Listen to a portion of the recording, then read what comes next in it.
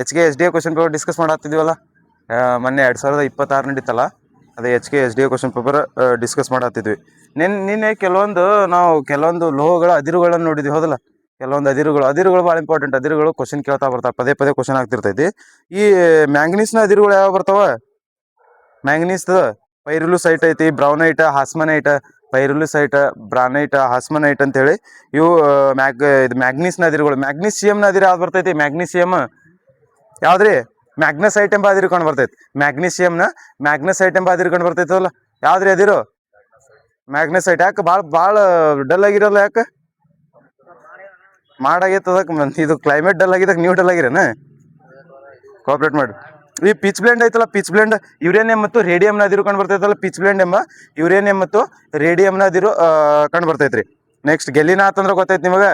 ಸೀಸದ ಅದಿರು ಗೆಲಿನಾ. ಸಿನೆಬಾರ ಪಾದರಸದ ಅದಿರು ಸಿನೆಬಾರ. ಈ ಪಾದರಸ ಐತಲ್ಲ, ಪಾದರಸ ಕೇವಲ 4 ಲೋಹಗಳೊಂದಿಗೆ ಮಾತ್ರ ವರ್ತಿಸಲ್ಲ. ಪ್ರೆಡಿಕ್ಟೇಬಲ್ದಾಗ ಎಲ್ಲಾ ಲೋಹಗಳೊಂದಿಗೆ ವರ್ತಿಸಿ ಅಮಾಲ್ಗಮನ್ನು ಉತ್ಪತ್ತಿ ಮಾಡ್ತೈತಿ. ಆದ್ರೆ 4 ಲೋಹಗಳೊಂದಿಗೆ ವರ್ತಿಸಲ್ಲ ಇದು. ಯಾವ್ಯಾವ 4 ಲೋಹಗಳು sir? Iron, tantalum, platinum, tungsten. ಇದು ನೋಡ್ರಿ, ಕಬ್ಬಿಣ, ಪ್ಲಾಟಿನಮ್, ಟೆಂಟಾಲಮ್, ಟಂಗ್ಸ್ಟನ್, ಇವು 4 ಲೋಹಗಳ ಜೊತೆಗೆ ಇದು ಪಾದರಸ ಯಾವುದೇ ತರದ ವರ್ತಿಸಲ್ಲ. ಅದಕ್ಕಾಗಿ ಪಾದರಸವನ್ನು ಯಾವಾಗಿದ್ರು ನಮ್ಮ ಕಬ್ಬಿಣ ಪಾತ್ರೆಯಲ್ಲಿ ಶೇಖರಿಸಿ ಮಾಡಿರ್ತಾರೆ, ಹೌದಲ್ಲ. ಇವು 4 ಲೋಹಗಳು ನೆನಪಿಟ್ಟು ಹೋಗಿ ನೋಡ್ರಿ. ಕಬ್ಬಿಣ, ಟೆಂಟಾಲಮ್, ಪ್ಲಾಟಿನಮ್ ಮತ್ತು ಟಂಗ್ಸ್ಟನ್, ಇವು 4 ಲೋಹಗಳ ಜೊತೆಗೆ ಪಾದರಸ ವರ್ತಿಸಿ ಯಾವುದೇ ತರದ ಅಂದ್ರೆ ಪಾದರಸ ವರ್ತಿಸಲ್ಲ. ಪಾದರಸ ವರ್ತಿಸಿ ಬೇರೆ ಬೇರೆ ಅದರ ಅಮಾಲ್ಗಮನ ಉತ್ಪತ್ತಿ ಮಾಡ್ತೈತೆ, ಹೌದಲ್ಲ. ಈಗ ಬೆಳ್ಳಿ ಜೊತೆ ವರ್ತಿಸಿದ್ರೆ ಬೆಳ್ಳಿ ಅಮಾಲ್ಗಮ ಉತ್ಪತ್ತಿ ಆಕೈತಿ, ಹೌದಲ್ಲ. ಬೆಳ್ಳಿ ಅಮಾಲ್ಗಮ ಆಕೈತಿ. ನೆಕ್ಸ್ಟ್ ಇದರ ಜೊತೆ ವರ್ತಿಸಿದ್ರೆ ಈಗ ಯಾವ್ದು? ಫಾರ್ ಎಕ್ಸಾಂಪಲ್ ಗೋಲ್ಡ್ ಜೊತೆ ವರ್ತಿಸಿದ್ರೆ ಅದರದ್ದು ಅಮಾಲ್ಗಮ ಉತ್ಪತ್ತಿ ಆಕೈತಿ. ಈ ಬೆಳ್ಳಿ ಅಮಾಲ್ಗಮನ್ನು ಏನೇದು ಹಲ್ಲಿನ ಶಸ್ತ್ರಚಿಕಿತ್ಸೆಯಲ್ಲಿ ಅವೆಲ್ಲ ಬೆಳ್ಳಿ ಅಮಾಲ್ಗಮನ್ನು ಬಳಸ್ತಾ ಬರ್ತಾರೆ. ಅದೆಲ್ಲ ನೋಡಿದ್ವಿ. ಇಲ್ಲಿ ಕ್ವಶನ್ ನೋಡ್ರಿ, ಈಗ 35% ಇಥಿಲೀನ್ ಗ್ಲೈಕೋಲ್ ದ್ರಾವಣವನ್ನು ಕಾರುಗಳಲ್ಲಿ ಉಪಯೋಗಿಸೋರು. ಇದಕ್ಕೆ ಸರಿಯಾದ ಕಾರಣ? ಇದು ಇಥಿಲೀನ್ ಗ್ಲೈಕೋ ದ್ರಾವಣವನ್ನು ಕಾರುಗಳಲ್ಲಿ ಉಪಯೋಗಿಸ್ತಾರೆ. 35%ಗಿಂತ ಜಾಸ್ತಿ ಇಥಿಲೀನ್ ಅನ್ನು ಕಾರುಗಳಲ್ಲಿ ಉಪಯೋಗಿಸ್ತಾರಲ್ಲ, ಇದಕ್ಕೆ ಉಪಯೋಗ ಮಾಡಲು ಕಾರಣವೇನು? ಇದು ಇಂಜಿನ್ ಅನ್ನು ತಂಪುಗೊಳಿಸಲು ಬಳಸುವ ಘನೀಕರಣ ನಿರೋಧಕವಾಗಿದೆ. ದಹನಕಾರಿ ಇಂಧನವಾಗಿದೆ. ಹೊಳೆಯುವ ವಸ್ತುವನ್ನಾಗಿ ಮಾಡ್ತೈತಿ. ಏರ್ ಬ್ಯಾಗ್ ತೆರೆಯಲು ಸಹಾಯ ಮಾಡುತ್ತದೆ. ಆಪ್ಷನ್ ಅಂತಂದ್ರೆ ಏನದು? ಇಂಜಿನ್ ಅನ್ನು ತಂಪುಗೊಳಿಸ್ತೈತಿ. ಮೊನ್ನೆ ಇನ್ನೊಂದು ಕ್ವಶನ್ ಆಗಿತ್ತು ಗೊತ್ತಾ? ಈ ಇಂಜಿನ್ ಅನ್ನು ತಂಪುಗೊಳಿಸಕ ಇದರಲ್ಲಿ ಇಂಜಿನ್ ಅಲ್ಲಿ ಈ ಕೂಲೆಂಟ್ ಬಳಸ್ತೀವಿ ಗೊತ್ತಾ? ಈ ಕೂಲೆಂಟ್ ಒಳಗ ನಾವು ನೀರನ್ನು ಬಳಸ್ತೀವಿ ಅಂತಂದಿದ್ರು, ಹೌದಲ್ಲ. ಈ ಕೂಲೆಂಟ್ ಒಳಗೆ ನೀರನ್ನು ಬಳಸೋ ಕಾರಣ ಏನು? ಇಂಜಿನ್ ಅನ್ನು ಏನಿರ್ತೈತಿ? ನೀರಿನ ಸ್ಪೆಸಿಫಿಕೇಟ್ ಏನಿರ್ತೈತಿ? ನೀರಿನ ಸ್ಪೆಸಿಫಿಕೇಟ್ ಬೇರೆ ದ್ರವಗಳಿಗೆ ಕಂಪೇರ್ ಮಾಡಿದ್ರೆ ನೀರಿನ ಸ್ಪೆಸಿಫಿಕೇಟ್ ಸ್ವಲ್ಪ ಜಾಸ್ತಿ ಇರ್ತೈತಿ, ಹೌದಲ್ಲ. ಅಲ್ಲಿ ಹೀಟ್ ಏನ್ರ ಇಂಜಿನ್ ಜಲ್ದಿ ಹೀಟ್ ಆಗತ್ತೈತೆ ಅಂದ್ರೆ ಅದನ್ನು ಭಾಳ ಹೊತ್ತು ಕೋಲ್ಡ್ ಆಗಿ ಇಡಕ್ಕೆ ಟ್ರೈ ಮಾಡ್ತೈತಿ. ಅದಕ್ಕಾಗಿ ಈ ನೀರಿನ ಸ್ಪೆಸಿಫಿಕೇಟ್ ಜಾಸ್ತಿ ಇರೋದ್ರಿಂದ ಈ ಇದರಲ್ಲಿ ಎಲ್ಲ ಬೇರೆ ಬೇರೆ ಇಂಜಿನ್ಗಳಲ್ಲಿ ಅವು ಹೀಟ್ ಆಗ್ಲಾರ್ದಂಗೆ ಕೂಲೆಂಟ್ ಆಗಿ ಬಳಸ್ತಾರೆ ನೋಡ್ರಿ. ಕೂಲೆಂಟ್ ಆಗಿ ಈ ನೀರನ್ನು ಬಳಸೋ ಕಾರಣನೇ ಇದು ಆಕೈತ್ರಿ. ಸ್ಪೆಸಿಫಿಕೇಟ್ ಜಾಸ್ತಿ ಇರೋದ್ರಿಂದ ಕೂಲೆಂಟ್ ಆಗಿ ನೀರನ್ನು ಬಳಸ್ತಾರೆ. ಇದು ಐತ್ ನೋಡ್ರಿ. ಈ ಇದರಲ್ಲಿ ಪಾದರಸ ಬಳಸ್ತಾರಲ್ಲ, ನಮ್ದು ಥರ್ಮಾಮೀಟರ್ದಾಗ ಪಾದರಸ ಬಳಸಕ ಎಷ್ಟು ಟೆಂಪ್ರೇಚರ್ ವರೆಗೂ ಅದು ದ್ರವ ರೂಪದಾಗ ಇರ್ತೈತಿ. ಪಾದರಸ ಎಷ್ಟು ಟೆಂಪ್ರೇಚರ್ ವರೆಗೂ ದ್ರವ ರೂಪದಲ್ಲೇ ಇರ್ತೈತಿ ಪಾದರಸ. ಅದು ಸಾಲಿಡ್ ಆಗಲ್ಲ ಮತ್ತು ಗ್ಯಾಸ್ ಸ್ಟೇಟಿಗೂ ಹೋಗಲ್ಲ. -38 ಡಿಗ್ರಿ ಸೆಲ್ಸಿಯಸ್ ಇಂದ 360 ಅಥವಾ 256 ನೋಡ್ರಿ. 360 ಅಥವಾ 360 ಡಿಗ್ರಿ ಸೆಲ್ಸಿಯಸ್ ವರೆಗೂ ನೋಡ್ರಿ. -38 ಇಂದ 360 ಡಿಗ್ರಿ ಸೆಲ್ಸಿಯಸ್ ವರೆಗೂ ಇದು ಕೇವಲ ದ್ರವ ರೂಪದಲ್ಲಿ ಇರೋದ್ರಿಂದ ಪಾದರಸವನ್ನು ಬೇರೆ ಬೇರೆ ಕಡೆ ಬಹಳಷ್ಟು ಕ್ರಿಯಾ ಅಂದ್ರೆ ಅದರಲ್ಲೂ ಎಕ್ಸ್ಪೆಷಲಿ ಥರ್ಮಾಮೀಟರ್ದಾಗ ಬಳಸ್ತಾರೆ. ಮತ್ತು ಅದು ಗಾಜಿಗೆ ಅಂಟ್ಕೊಳ್ಳಲ್ಲ, ಹೌದಲ್ಲ. ಮತ್ತು ಇದರ ಸ್ಪೆಸಿಫಿಕೇಟ್ ಕಡಿಮೆ ಐತಿ. ಈ ಪಾದರಸದ ಇದು ಥರ್ಮಾಮೀಟರ್ದಾಗ ಸ್ಪೆಸಿಫಿಕೇಟ್ ಕಡಿಮೆ ಇರ್ಬೇಕಲ್ಲ ಸರ್. ಸ್ಪೆಸಿಫಿಕೇಟ್ ಜಾಸ್ತಿ ಇದ್ರೆ ಏನಾಕೈತಿ? ಅದು ಭಾಳ ಬೇಗ ತೋರ್ಸಲ್ಲ ನಮಗೆ ನಮ್ಮ ಬಾಡಿ ಟೆಂಪ್ರೇಚರ್ ಭಾಳ ಬೇಗ ತೋರಿಸ್ಬೇಕಾದಲ್ಲ. ಭಾಳ ಬೇಗ ಈಗ ಹಾಕಿದ ಕೂಡಲೇ ಬಾಡಿ ಟೆಂಪ್ರೇಚರ್ ಹಿಂಗೆ ಇಂತಲ್ಲಿ ಎಲ್ಲ ಹಿಡಿತಾರಲ್ಲ, ಬಾಡಿ ಟೆಂಪ್ರೇಚರ್ ಥರ್ಮಾಮೀಟರ್ ಹಿಡಿತಾರೆ ನೋಡ್ರಿ. ಅವಾಗಿಂದಾಗ ಆನ್ ದ ಸ್ಪಾಟ್ ನಮಗೆ ಗೊತ್ತಾಗಬೇಕು. ಅಂದ್ರೆ ಸ್ಪೆಸಿಫಿಕೇಟ್ ಕಡಿಮೆ ಇತ್ತಂದ್ರೆ ಆನ್ ದ ಸ್ಪಾಟ್ ನಮಗೆ ಬಾಡಿ ಟೆಂಪ್ರೇಚರ್ ಗೊತ್ತಾಗ್ಬಿಡ್ತೈತಿ. ಬೇಗ ಕಾಯ್ತೈತಿ, ಬೇಗ ತಂಪಾಗ್ಬಿಡ್ತೈತಿ ಅದು. ಅದಕ್ಕಾಗಿ ಸ್ಪೆಸಿಫಿಕೇಟ್ ಪಾದರಸದ ಸ್ಪೆಸಿಫಿಕೇಟ್ ಕಡಿಮೆ ಇರೋದ್ರಿಂದ ಇದರಲ್ಲೆಲ್ಲ ಥರ್ಮಾಮೀಟರ್ನಲ್ಲಿ ಬಳಸ್ತಾ ಬರ್ತಾರೆ. ಈ ಇಥಿಲೀನ್ ಎಂಬ ಇಥೈಲ್ ಇದು ಏನೈತೆ ಅದು ಇಥಿಲೀನ್ ಗ್ಲೈಕೋಲ್ ದ್ರಾವಣವನ್ನು ಕಾರಿನಲ್ಲಿ ಬಳಸೋ ಕಾರಣ ಅಂತಂದ್ರೆ ಇಂಜಿನ್ ಅನ್ನು ತಂಪುಗಾರಿಗಾಗಿ ಗೊಳಿಸ್ತೈತಿ. ಅಂದ್ರೆ ಇಂಜಿನ್ ಅನ್ನು ಜಾಸ್ತಿ ಹೀಟ್ ಆಗ ಕೊಡಲ್ಲ ನೋಡ್ರಿ ಇದು ಗ್ಲೈಕೋಲ್. ನೆಕ್ಸ್ಟ್ ಇಲ್ಲಿ ನೋಡ್ರಿ, ಭಾರತದಲ್ಲಿರುವ PCRA ಜನರಿಗೆ ಇಂಧನ ಉಳಿತಾಯದ ಬಗ್ಗೆ ಸಲಹೆ ನೀಡುತ್ತದೆ. PCRA ಪೂರ್ಣ ರೂಪವೇನು? PCRA ಈ PCR ಐತ್ ನೋಡ್ರಿ, ಭಾರತ ಜನರಿಗೆ ಇಂಧನ ಹೆಂಗ್ ಉಳಿಸ್ಬೇಕು ಅಂತೇಳಿ ಇದು ಸಲಹೆ ನೀಡ್ತಾರೆ ಕೆಲವ್ರು. ಈ PCR ಪ್ರಕಾರ ಏನ್ ಮಾಡ್ತಂದ್ರ ಕೆಲವೊಂದ್ಸತಿ ಇದು ಇರ್ತೈತಲ್ಲ, ಈಗ ನೀನ್ ಸಿಗ್ನಲ್ ಅಲ್ಲಿ ಹೋಗ್ತಿ, ಇದು PCR ಎಲ್ಲ ಹೇಳ್ತೈತಿ. ಇದು ಸಿಗ್ನಲ್ ಇಲ್ಲಿ ಹೋದಾಗ ನಿನ್ ಗಾಡಿಯನ್ನು ಆನ್ ಇಡಬೇಡ ಅದು ಹೇಳ್ತೈತಿ. ಮತ್ತು ನೀನು 60+ ಅಥವಾ 60 ಅಥವಾ 70+ ಸ್ಪೀಡಾಗಿ ಹೋಗ್ಬೇಡ. ಇವೆಲ್ಲ PCR ರೆಕಮೆಂಡ್ ಮಾಡ್ತೈತಿ. ಅಂದ್ರೆ ಇಂಧನ ಉಳ್ಸಾಕ ಇವೆಲ್ಲ ಮಾಡ್ತೈತಿ. ಈ PCR ಫುಲ್ ಫಾರ್ಮ್ ಏನೈತಿ? ಏನ್ರಿ ಫುಲ್ ಫಾರ್ಮ್ ಏನ್ರಿ? ಪೆಟ್ರೋಲ್ ಕನ್ಸರ್ವೇಷನ್ ರಿಸರ್ಚ್ ಅಸೋಸಿಯೇಷನ್ ಬರ್ತೈತಿ, ಹೌದಲ್ಲ? ಪೆಟ್ರೋಲ್ ಕನ್ಸರ್ವೇಷನ್ ರಿಸರ್ಚ್ ಅಸೋಸಿಯೇಷನ್ ಬರ್ತೈತಿ. ಈ ಇನ್ನೊಂದು UPSC ಇದೆ, ಸೊ ಅದೇ PUC ಅಂತ ಬರ್ತೈತಿ, ಗೊತ್ತಾ? PUC ಫುಲ್ ಫಾರ್ಮ್ ಏನ್ರಿ? PUC ಫುಲ್ ಫಾರ್ಮ್ ಏನು? ಪೊಲ್ಯೂಷನ್ ಅಂಡರ್ ಕಂಟ್ರೋಲ್ ಅಂತ ಬರ್ತೈತೆ. ಪೊಲ್ಯೂಷನ್ ಅಂಡರ್ ಕಂಟ್ರೋಲ್ ಅಂದ್ರೆ PUC ಚೆಕಪ್ ಮಾಡ್ಬೇಕು, PUC ಚೆಕಪ್ ಮಾಡ್ಬೇಕಂತಾರ. ಅಂದ್ರೆ ಈ ಗಾಡಿಗಳಿಂದ ಕಾರ್ಬನ್ ಡೈಆಕ್ಸೈಡ್ ಅಥವಾ ಈ ಕಾರ್ಬನ್ ಮೊನಾಕ್ಸೈಡ್ ಎಷ್ಟು ಪ್ರಮಾಣದಲ್ಲಿ, ಅಂದ್ರೆ ಪೊಲ್ಯೂಟೆಂಟ್ಗಳು ಎಷ್ಟು ಪ್ರಮಾಣದಲ್ಲಿ ಬಿಡುಗಡೆ ಆಗಾವ ಅಂತ ಹೇಳಕ ಈ PUC ಚೆಕಪ್ ಮಾಡ್ತಾರ. ಈಗ ಏನಾದ್ರು ಹೊಸ ಗಾಡಿ ಇತ್ತಂದ್ರ ಈಗ ಒಂದ್ಸತಿ ಇವತ್ತು PUC ಚೆಕ್ ಅಂದ್ರೆ ಹೊಸ ಗಾಡಿ ತಂದಿ ನೀನು, ಈ ಹೊಸ ಗಾಡಿ ತಂದ್ಮೇಲೆ PUC ಎಷ್ಟು ತಿಂಗಳಾದ್ಮೇಲೆ ಅಥವಾ ಎಷ್ಟು ವರ್ಷ ಆದ್ಮೇಲೆ ಚೆಕ್ ಮಾಡ್ಬೋದು? ನೆಕ್ಸ್ಟ್ ಟೈಮ್ 1 ವರ್ಷ ನೋಡು. 1 ವರ್ಷ ಹೊಸ ಗಾಡಿ ಇತ್ತಂದ್ರೆ 1 ವರ್ಷ, ನಿಂದ ಏನಾದ್ರು ಹಳೆ ಗಾಡಿ ಇತ್ತಂದ್ರೆ ಪ್ರತಿ 6 ವರ್ಷಕ್ಕೊಮ್ಮೆ PUC ಚೆಕ್ ಮಾಡಿಸ್ಬೇಕು ನೋಡ್ರಿ. ಪ್ರತಿ 6 ತಿಂಗಳಿಗೊಮ್ಮೆ PUC ಚೆಕ್ ಮಾಡ್ಕೊಂಡು ಬರ್ಬೇಕು. ಇದು PCR ರೆಕಮೆಂಡ್ ನೋಡ್ರಿ. ಅದು PCR ಪ್ರಕಾರ ನಿಂದ ಏನಾದ್ರು ಹೊಸ ಗಾಡಿ ಏನಾದ್ರು ಇದ್ರ 1 ವರ್ಷಕ್ಕೆ ರಿನ್ಯೂವಲ್ ಅಂದ್ರೆ PUC ಚೆಕಪ್ ಇರ್ಬೇಕು. ಏನಾದ್ರು ಹಳೆ ಗಾಡಿ ಇದ್ರ ಪ್ರತಿ 6 ತಿಂಗಳಿಗೊಮ್ಮೆ PUC ಚೆಕಪ್ ಇರ್ಬೇಕು. PUC ಫುಲ್ ಫಾರ್ಮ್ ಏನಂತಂದೆ? Pollution under control. ಪೆಟ್ರೋಲಿಯಂ ಅಲ್ಲ, ಪೊಲ್ಯೂಷನ್ ಅಂಡರ್ ಕಂಟ್ರೋಲ್. ಇದು PCR ಅಂದ್ರೆ PCRA ಅಂತಂದ್ರ ಪೆಟ್ರೋಲಿಯಂ ಕನ್ಸರ್ವೇಷನ್ ರಿಸರ್ಚ್ ಅಸೋಸಿಯೇಷನ್ ಬರ್ತೈತಿ. ಪೆಟ್ರೋಲಿಯಂ ಕನ್ಸರ್ವೇಷನ್ ರಿಸರ್ಚ್ ಅಸೋಸಿಯೇಷನ್ ಇದು ಯಾವಾಗ ಸ್ಥಾಪನೆ ಆಗುತ್ತೆ? ಇದು PCR ಯಾವಾಗ ಸ್ಥಾಪನೆ ಆಗುತ್ತೆ? 1978 ಸ್ಥಾಪನೆ ಆಗತ್ತೆ ನೋಡ್ರಿ. 1978ರಲ್ಲಿ ಈ PCR ಸ್ಥಾಪನೆ ಆಗತ್ತ. ಇದು ಯಾವ ಸಚಿವಾಲಯ ಅಂಡರ್ ಬರುತ್ತೆ? ಇದು PCR ಯಾವ ಮಿನಿಸ್ಟ್ರಿ? ಇದು ಯಾವ ಮಿನಿಸ್ಟ್ರಿ ಬರ್ತೈತ್ರಿ? ಇದು ministry of petroleum and natural gas ನೋಡ್ರಿ. Ministry of petroleum and natural gas. Ministry of petroleum and natural gas ಅಂಡರ್ದಲ್ಲಿ PCRA ಬರ್ತೈತಿ. PCRA PUC ಎಲ್ಲ ಫುಲ್ ಫಾರ್ಮ್ ಗೊತ್ತಿರಲಿಲ್ಲ, ಈ PCRA ಫುಲ್ ಫಾರ್ಮ್ ಕೇಳ್ಯಾರ ಇವರು. PCRA ಫುಲ್ ಫಾರ್ಮ್ ಅಂದ್ರೆ ಏನು?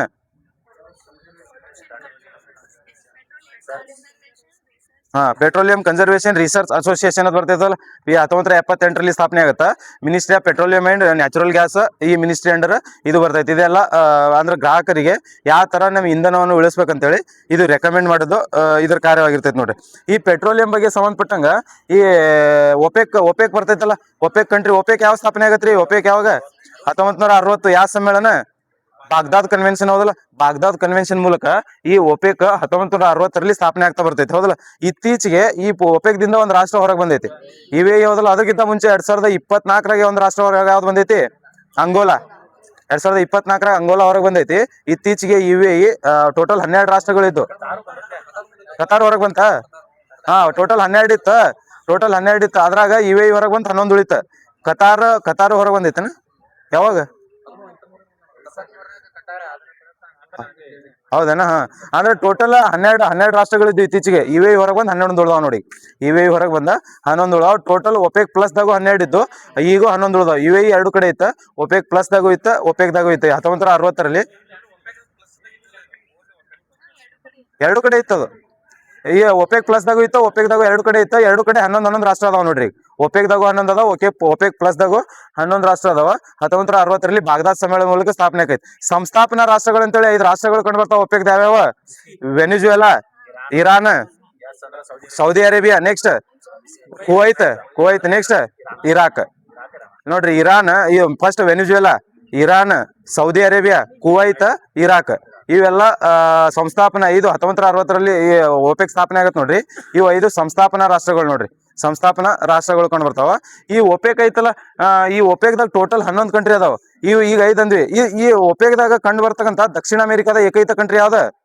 ಒಪೆಕ್ದಲ್ಲಿ ಕಂಡು ಬರುವ ದಕ್ಷಿಣ ಅಮೆರಿಕಾದ ಏಕೈಕ ಕಂಟ್ರಿ ಅದ ವೆನಿಜುವೆಲಾ ಒಂದ ದಕ್ಷಿಣ ಅಮೆರಿಕಾದ ಐತಿ.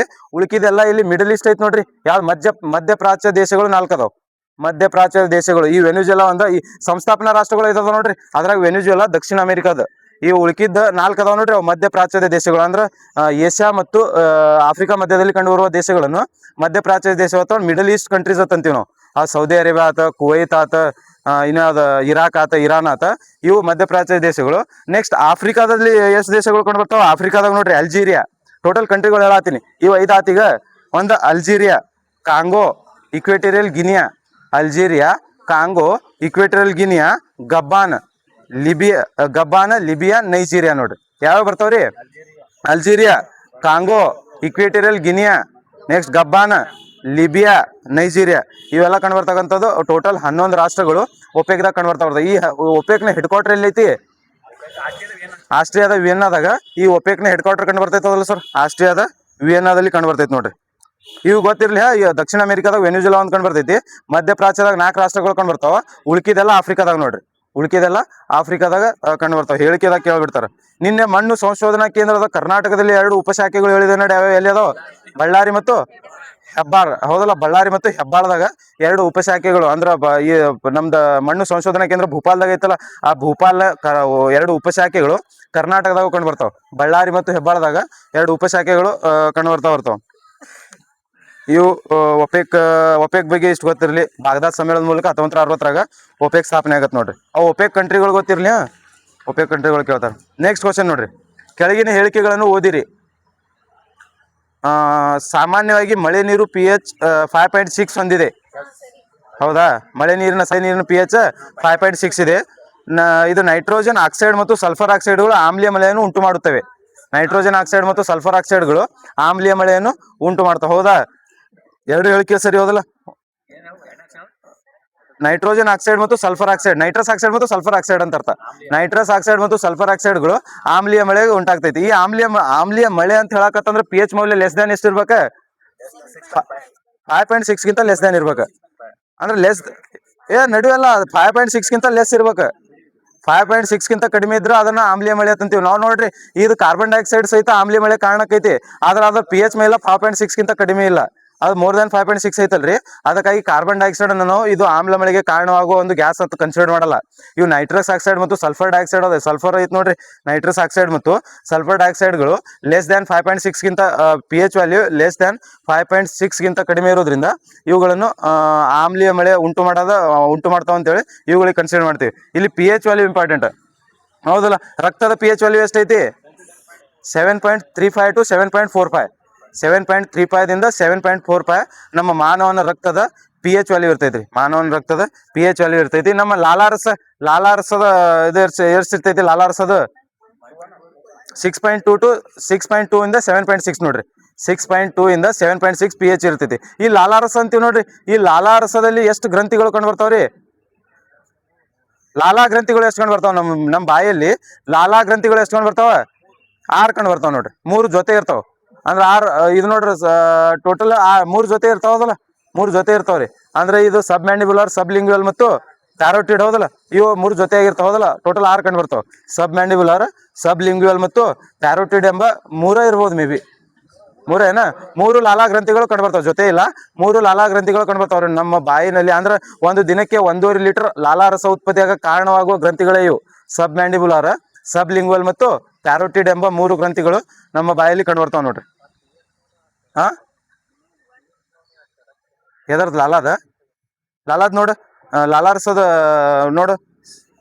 ಸಲೈ ಲಾಲಾರಸದ pH ಮೌಲ್ಯ ಅಲ್ಲ. ನೆಕ್ಸ್ಟ್ ನಮ್ಮ ಇದೈತಲ್ಲ, ಸಾಗರ ನೀರಿನ pH ಮೌಲ್ಯ ಎಷ್ಟು ಇರ್ತೈತಿ?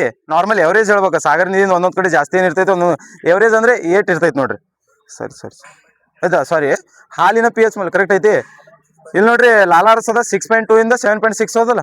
6.2 ಇಂದ 7.6 ವರೆಗೆ ಈ ಇದರ pH ವ್ಯಾಲ್ಯೂ ಇರ್ತೈತಿ ನೋಡ್ರಿ. ಹಾಲಿನ pH ವ್ಯಾಲ್ಯೂ ಎಷ್ಟು ಇರ್ತೈತಿ? 6.5 ಇಂದ 6.8, ನಿಯರ್ಲಿ 6.8 ಇರ್ತೈತಿ ನೋಡ್ರಿ. 6.8 ಹಾಲಿನ pH ವ್ಯಾಲ್ಯೂ ಕಂಡು ಬರ್ತೈತಿ. ಆಮ್ಲೀಯ ಮಳೆಯ pH ವ್ಯಾಲ್ಯೂ 4.5 ದಿಂದ 5.5. ಆಮ್ಲೀಯ ಮಣ್ಣಿನ ನಂತರ 4.5 ಇಂದ 5.5. ನಾರ್ಮಲ್ ಮಣ್ಣಿನ pH ಮೌಲ್ಯ 6 ಇಂದ 7 ಇರ್ತೈತಿ ನೋಡ್ರಿ. ಆದ್ರೆ ಒಂದೊಂದ್ಸತಿ ನ್ಯೂಟ್ರಲ್ ಇರ್ತೈತಿ 6 ನಿಂದ 7 ವರೆಗೂ. ಈ ಕೆಲವೊಂದು ಇಂಪಾರ್ಟೆಂಟ್ pH ಮೌಲ್ಯ ಗೊತ್ತಿರಲಿ ಅಂತ ಅಷ್ಟು pH ಮೌಲ್ಯ ಹೇಳತ್ತೀನಿ. ಆಸಿಡ್ ಏನಾಗಬೇಕಂದ್ರೆ ಲೆಸ್ ದ್ಯಾನ್ 5.5ಗಿಂತ ಕಡಿಮೆ pH ಮೌಲ್ಯ ಹೊಂದಿದ್ರೆ ಅದನ್ನು ಆಸಿಡ್ ಅಥವಾ ಆಮ್ಲೀಯ ಮಳೆ ಅಂತ ಹೇಳಿ ಕರಿತೀವಿ. ಈ ಆಮ್ಲೀಯ ಮಳೆ ಉಂಟಾಗ ಕಾರಣ ಅಂತಂದ್ರೆ ಆಮ್ಲೀಯ ಮಳೆಗಳು ನೋಡ್ರಿ. ಈ ಆಮ್ಲೀಯ ಮಳೆ ಆಗೋದ್ರಿಂದ ಏನೇನು ಎಲ್ಲ ಎಫೆಕ್ಟ್ ಆಗ್ತಾವ ನೋಡ್ರಿ. ನಮ್ದು ಹಿಸ್ಟಾರಿಕ್ ಪ್ಲೇಸ್ಗಳು ಅದಾವ ನೋಡ್ರಿ. ಫಾರ್ ಎಕ್ಸಾಂಪಲ್ ನಾವು ತಾಜ್ ಮಹಲ್ ಐತಿ. ಈ ತಾಜ್ ಮಹಲ್ ಎಲ್ಲ ಬೇರೆ ಬೇರೆ ಕಲರ್ ಚೇಂಜ್ ಆಗೋ ಕಾರಣ ಆಮ್ಲೀಯ ಮಳೆ. ಮತ್ತು ನಮ್ದೆಲ್ಲ ಇವು ಬೆಳೆ ನಾಶ ಆಗ್ತೈತಿ. ಇವೆಲ್ಲ ಆಮ್ಲೀಯ ಮಳೆಯಿಂದ ಉಂಟಾಗ್ತೈತಿ ನೋಡ್ರಿ. ಹೌದಾ?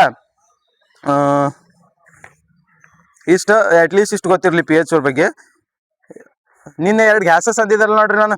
ಅಂದ್ರೆ ವಿದ್ಯುತ್ ರಾಸಾಯನಿಕ ಸ್ಥಿರೀಕರಣದಲ್ಲಿ ಅಟ್ಮಾಸ್ಫಿಯರ್ದಾಗ ಸೇರುವಂತ 2 ಗ್ಯಾಸಸ್ಗಳು ಯಾವ್ಯಾವ? ಆಕ್ಸಿಜನ್ ಆಕ್ಸಿಜನ್ ಮತ್ತು ನೈಟ್ರೋಜನ್, ಹೀಲಿಯಂ ಅಲ್ಲ, ಆಕ್ಸಿಜನ್ ಮತ್ತು ನೈಟ್ರೋಜನ್ ಎರಡು ಗ್ಯಾಸಸ್ಗಳು ಸೇರಿ ಅವು ಏನಾಗ್ತಾವ, ನೈಟ್ರಸ್ ಆಕ್ಸೈಡ್ ಆಗಿ ಮಳೆ ನೀರಿನ ಜೊತೆಗೆ ಬರ್ತಾವಲ್ಲ.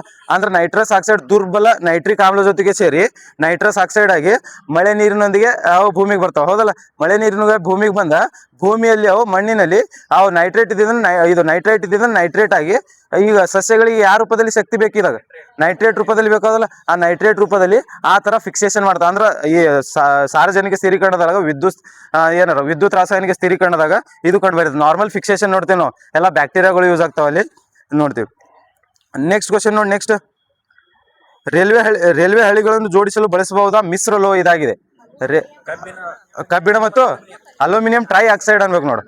ಅಲ್ಯೂಮಿನಿಯಂನ ಟ್ರೈ ಆಕ್ಸೈಡ್, 3 ಅಣುವಿನ ಅಲ್ಯೂಮಿನಿಯಂ ನೋಡ್ರಿ. ಅಲ್ಯೂಮಿನಿಯಂನ ಐರನ್ ಟ್ರೈ ಆಕ್ಸೈಡ್ ಮತ್ತು ಅಲ್ಯೂಮಿನಿಯಂ. ಐರನ್ನ ಮೂರು ಅಣುವಿನ ಐರನ್ ಮತ್ತು ಅಥವಾ ಕಬ್ಬಿಣದ 3 ಅಣುಗಳು ಮತ್ತು ಅಲ್ಯೂಮಿನಿಯಂ ಸೇರಿ ಇವು ಈ ಕಬ್ಬಿಣದ ಇವು ಜೋಡಿಸಲು ಇದು ಮಾಡ್ತಾರೆ. ಎಂತ ಪ್ರಕ್ರಿಯೆ ಇದು? ಈ ಹೇಬರ್ ವಿಧಾನದ ಮೂಲಕ. ಈಗ ಏನೋ ಟ್ರ್ಯಾಕ್ ಇರ್ತಾವ ನೋಡ್ರಿ, ಟ್ರ್ಯಾಕ್ ಎಲ್ಲರೂ ಡ್ಯಾಮೇಜ್ ಆಗೈತೆ ಅಂತಂದ್ರೆ ಕಂಡಿಡ್ಯಾಕಂತಂದ್ರೆ ಹೇಬರ್ ವಿಧಾನದ ಮೂಲಕ ಈ ಟ್ರ್ಯಾಕ್ ಅನ್ನು ಡ್ಯಾಮೇಜ್ ಕಂಡಿಡ್ತೀವಿ. ಮೊದ್ಲೆಲ್ಲ ಈ ರೈಲ್ವೆ ಹಳಿಗಳ ಮಧ್ಯದಲ್ಲಿ ಈ ಒಂದು ಕಟ್ಟಿಗೆ ಹಾಕ್ತಿದ್ರಲ್ಲ, ಯಾವ ಮರದ ಕಟ್ಟಿಗೆ ಅದು? ರೈಲ್ವೆ ಹಳಿಗಳ ಮಧ್ಯದಲ್ಲಿ ಕಟ್ಟಿಗೆ ಹಾಕ್ತಿದ್ರು, ಹೌದಾ? ಕಟ್ಟಿಗೆ ಹಾಕ್ತಿದ್ರು ಗೊತ್ತಾ? ಈಗೆಲ್ಲ ಸಿಮೆಂಟಿನ ಅದಾವ. ಈಗ ಸಾಲ್ ಮರ ನೋಡ್ರಿ, ಯಾವ್ದ ಎದಕ್ಕೆ ಏನೈತ್ ಮತ್ತ ಹೇಬರ್ ಅಲ್ಲ,